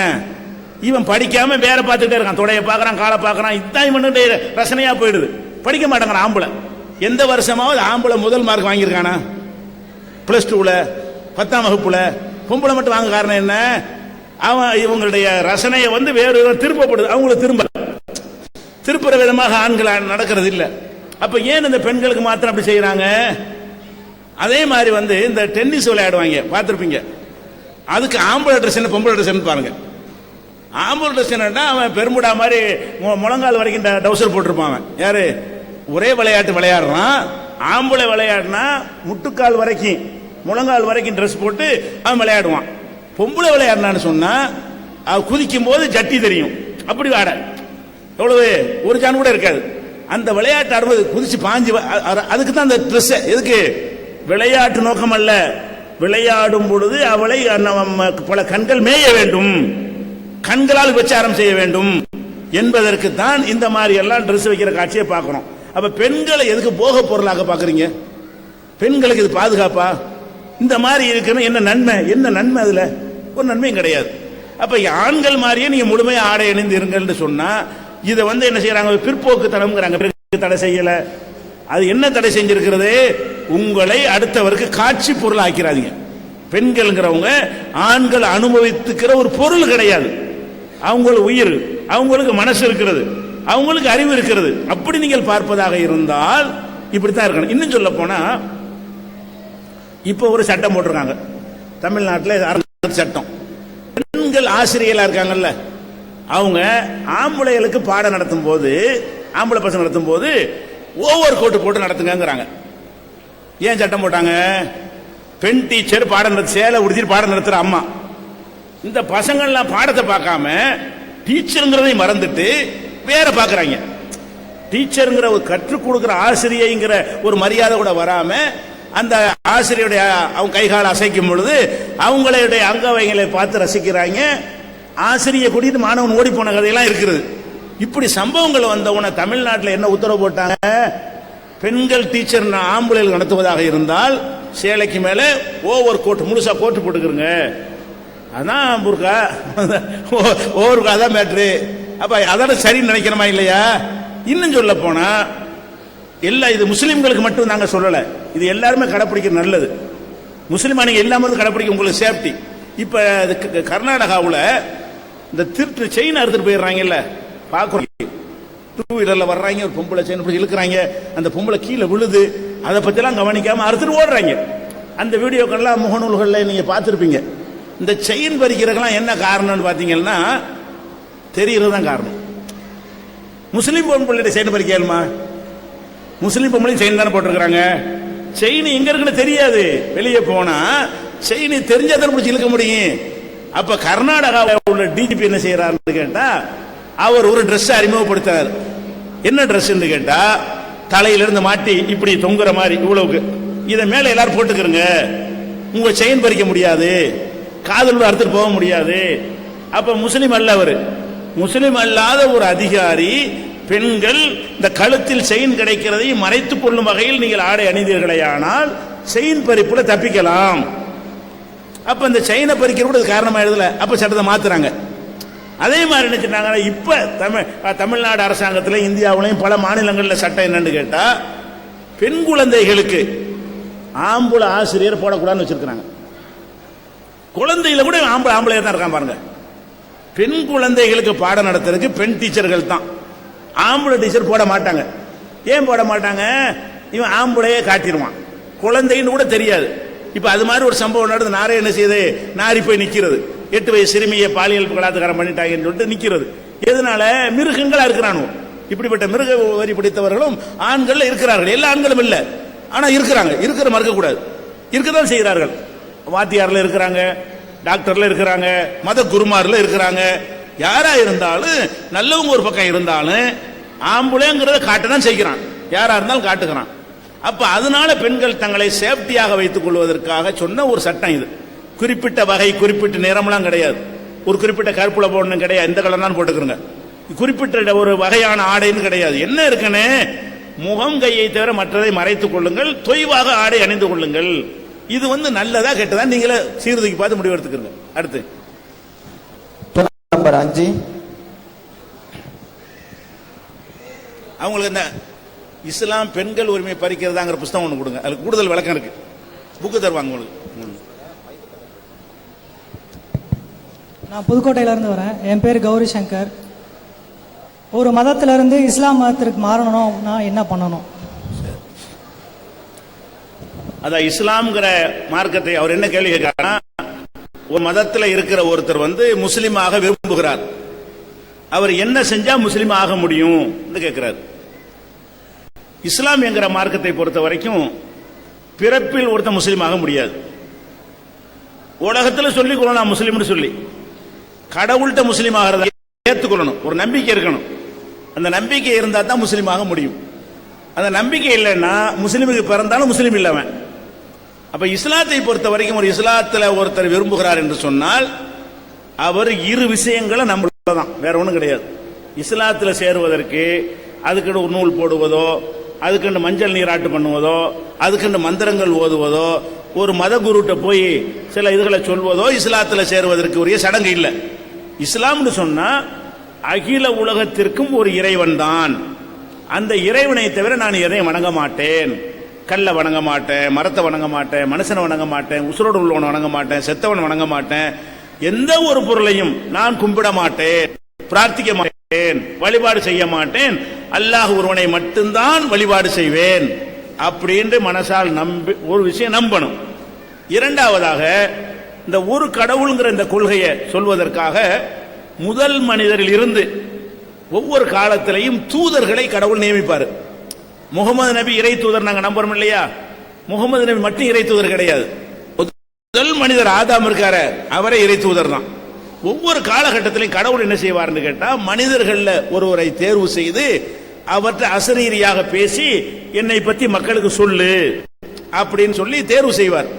அவங்கள இறை தூதர்னு சொல்லுவோம். இப்படியான இறை தூதர்ல கடைசியா வந்த தூதர் முகமது நபி. முகமது நபிக்கு முன்னாடி இயேசுநாதர் வந்தார், அவர் இறை தூதர் நாங்க நம்புறோம். மோசே வந்தாரு, ஆபிரகாம், இஸ்மாயில் நிறைய வந்திருக்கிறாங்க. இவங்களெல்லாம் இறை தூதர் தான். இந்த இறை தூதர் வரிசையில முகமது நபி அவர்கள் கடைசி தூதராக வந்தார்கள். அவங்க இறைவன்ட்ட செய்தியை பற்றி எங்களுக்கு சொன்னார்கள். அவங்க சொன்னபடி எங்களுடைய வாழ்க்கையை நாங்கள் அமைத்துள்ளோம். இப்படி நம்பினால் இஸ்லாம் ஆயாச்சு, அவ்வளவுதான். இஸ்லாம் ஆகிறதா இருந்தா அல்லாஹ் ஒருவன் தான் கடவுள், அவனை தவிர யாரையும் வணங்க மாட்டோம் நம்புறது ஒண்ணு. முகமது நபிய அல்லாஹ்வின் தூதர் என்று நம்பி அவர் காட்டிய வழியில் நான் பயணிப்பேன் என்று மனசார ஏற்றுக்கொண்டால் அவர் முஸ்லீம் ஆகி விடுகிறார். ஆனா உலகத்தில் முஸ்லீம் ஆகிறதுக்கு சில ரெக்கார்டு தேவைப்படும். இறைவன்ட்ட முஸ்லீம் ஆயிடுவார். அதுக்கு பிறகு ஒரு தொழுவனா, நோன்பு வைக்கலாம், எல்லாமே இறைவனால் அவர் ஏற்றுக்கொள்ளப்படும். ஆனால் அரசாங்கத்தில் முஸ்லீம் கணக்கில் வருவதாக இருந்தால் என்ன செய்யணும்? அபிடவிட்டு போட்டு, அது உலகத்துக்காக உள்ளது, அபிடவிட்டு போட்டு நான் மனப்பூர்வமாக ஏற்றுக்கொண்டேன்னு சொல்லி ஒரு நோட்டரி பப்ளிக் போய் அவர்கிட்ட சொல்லி என்ன செய்யணும்? இஸ்லாத்தை ஏற்றுக்கொண்டேன்னு சர்டிபிகேட் வாங்கிக்கிட்டா தான் முஸ்லீம்ங்கிற கணக்கில் அரசு கட்ஜெட்டில் ஏற முடியும். இல்லைன்னா அவர் அல்லாட்ட முஸ்லீம் ஆயிடுவார். அப்ப உலக முஸ்லீம் ஆவதற்கு சில காரியங்கள் செய்ய வேண்டி இருக்கிறது அரசாங்க சட்டங்கள்னால. இறைவன்ட்ட முஸ்லீம் ஆவதற்கு எதுவுமே செய்ய தேவையில்லை. இதுல சேர்க்கிறதுக்கு எந்த தலைவரும் கிடையாது, நீங்களா சேர்ந்துக்கிறது தான். உலகத்தில் ஒரு இயக்கத்தில் அவனா சேரக்கூடிய இயக்கம் இஸ்லாம் மட்டும்தான். ஒரு மத குருட்ட போய் ஒரு பள்ளியாசல்ல போய் அவர் அப்ரூவல் பண்ணாதான் சேரணும் கிடையாது. இந்த கொள்கை ஏத்துக்கிட்டா தன்னால உள்ள வந்துடுறாரு. அவர் இந்த கொள்கை ஏற்றுக்கொண்டாரையானால் லா இலாஹ இல்லல்லாஹ் முஹம்மது ரசூலுல்லாஹ், இதான் அந்த சொன்ன கொள்கைக்கு அரபி வாசகம். இந்த கொள்கை ஏற்றுக்கொண்டாரையானால் அது அல்லாஹ் தவிர யாரையும் வணங்க மாட்டேன், அல்லாஹ் வணங்குவேன், முகமது நபி அல்லாஹ்வுடைய தூதர், இதை ஏற்றுக்கொண்டாரையானால் அவராவே இஸ்லாத்தில் நுழைந்து விடுகிறார். பிறகு இஸ்லாம் சொல்லக்கூடிய எல்லா அவர் கடைப்பிடிக்க உண்மை முஸ்லீமுக்குரிய எல்லா பரிசுகளும் அவருக்கு இறைவனால் கொடுக்கப்படும். இவ்வளவுதான் இஸ்லாத்தில் சேருவதற்கு.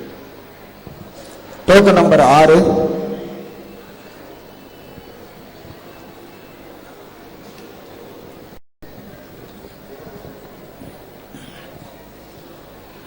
வணக்கம், என்னோட பேர் சரத்குமார். இந்து மத கோயிலில் வந்து சாமியாட்டம் பேரில் வந்து 4-5 ஆட்டு ரத்தம், கோழி ரத்தம், இதோட கறியை வந்து பச்சையாகவே திங்கிறாங்க. அது எப்படி? குரானில் வந்து சொல்லியிருக்காங்க, சைத்தான் வந்து மனசில் வந்து ஊசலை தான் ஏற்படுத்த முடியும் அப்படி சொல்கிறாங்க. இது எப்படி சாத்தியம்? அதில் இது என்னோட கொஸ்டின். கேள்வி என்னது விளங்கலை. அவர் சொல்லிடுவார். அது இந்த இந்து மத கோயில்களில் அந்த கோழியெல்லாம் பச்சையா திங்கிறாங்க, அது எப்படி அது திங்க முடியும் அப்படிங்கிற மாதிரி கேட்கிறாரு. கோழிய கறியெல்லாம் பச்சையா திங்கிறாங்க, சைத்தான் வந்து மனசுல ஊசலாடுவாங்கிற மாதிரி சொல்லப்படுது. அதை பத்தி கேட்கிறாரு. அவர் என்ன கேட்கிறாருன்னா, இந்து மதத்தினுடைய கோயில்களில் பார்த்தீங்கன்னா சில கோயில்களில் அந்த பூசாரிகளாக இருக்கிறவங்க கடவுளுக்கு பிராணிகளை பலி கொடுப்பாங்க. அந்த கோழியை பலி கொடுக்கும் போது அறுத்து பலி கொடுக்கிற கோயில்களும் இருக்கிறது. சில கோயில்களில் பச்சையா கட்டிச்சு என்ன செய்வாங்க, அந்த கோழியவே உயிரோட கட்டிச்சு ரத்தம் வடியா சாப்பிட்டுருவாங்க, கட்டிச்சு திம்பாங்க. அதெல்லாம் வீடியோவில் டிவிலெல்லாம் காட்டுறாங்க. இது எப்படி அவர் திங்க முடிகிறது, இது எப்படி அதை சாப்பிட இயலுகிறதுன்னு அவர் கேட்கிறார். ஏதோ ஒரு சக்தி இருந்தானே செய்ய முடிகிறது. சமைச்சதை ஒருத்தன் சாப்பிடலாம், சமைக்காத ஒன்றை சாப்பிடுவது எப்படி மனுஷனுக்கு இயலும்னு கேட்கிறாங்க. இது முதல் விஷயத்தை விளங்கிக்கொள்ளணும். இப்படியான சில செயல்கள் எல்லாம் ஒரு தெய்வீகத்தை புரிந்து கொள்வதற்கு நம்ம பயன்படுத்தக்கூடாது. மனிதன் வந்து பயிற்சி எடுத்தான்னு சொன்னா எது வேண்டாலும் செய்யலாம். டீப் லைட்டை சாப்பிட்றான், அதுக்கு என்ன சொல்றீங்க? டீப் லைட் இருக்குல்ல,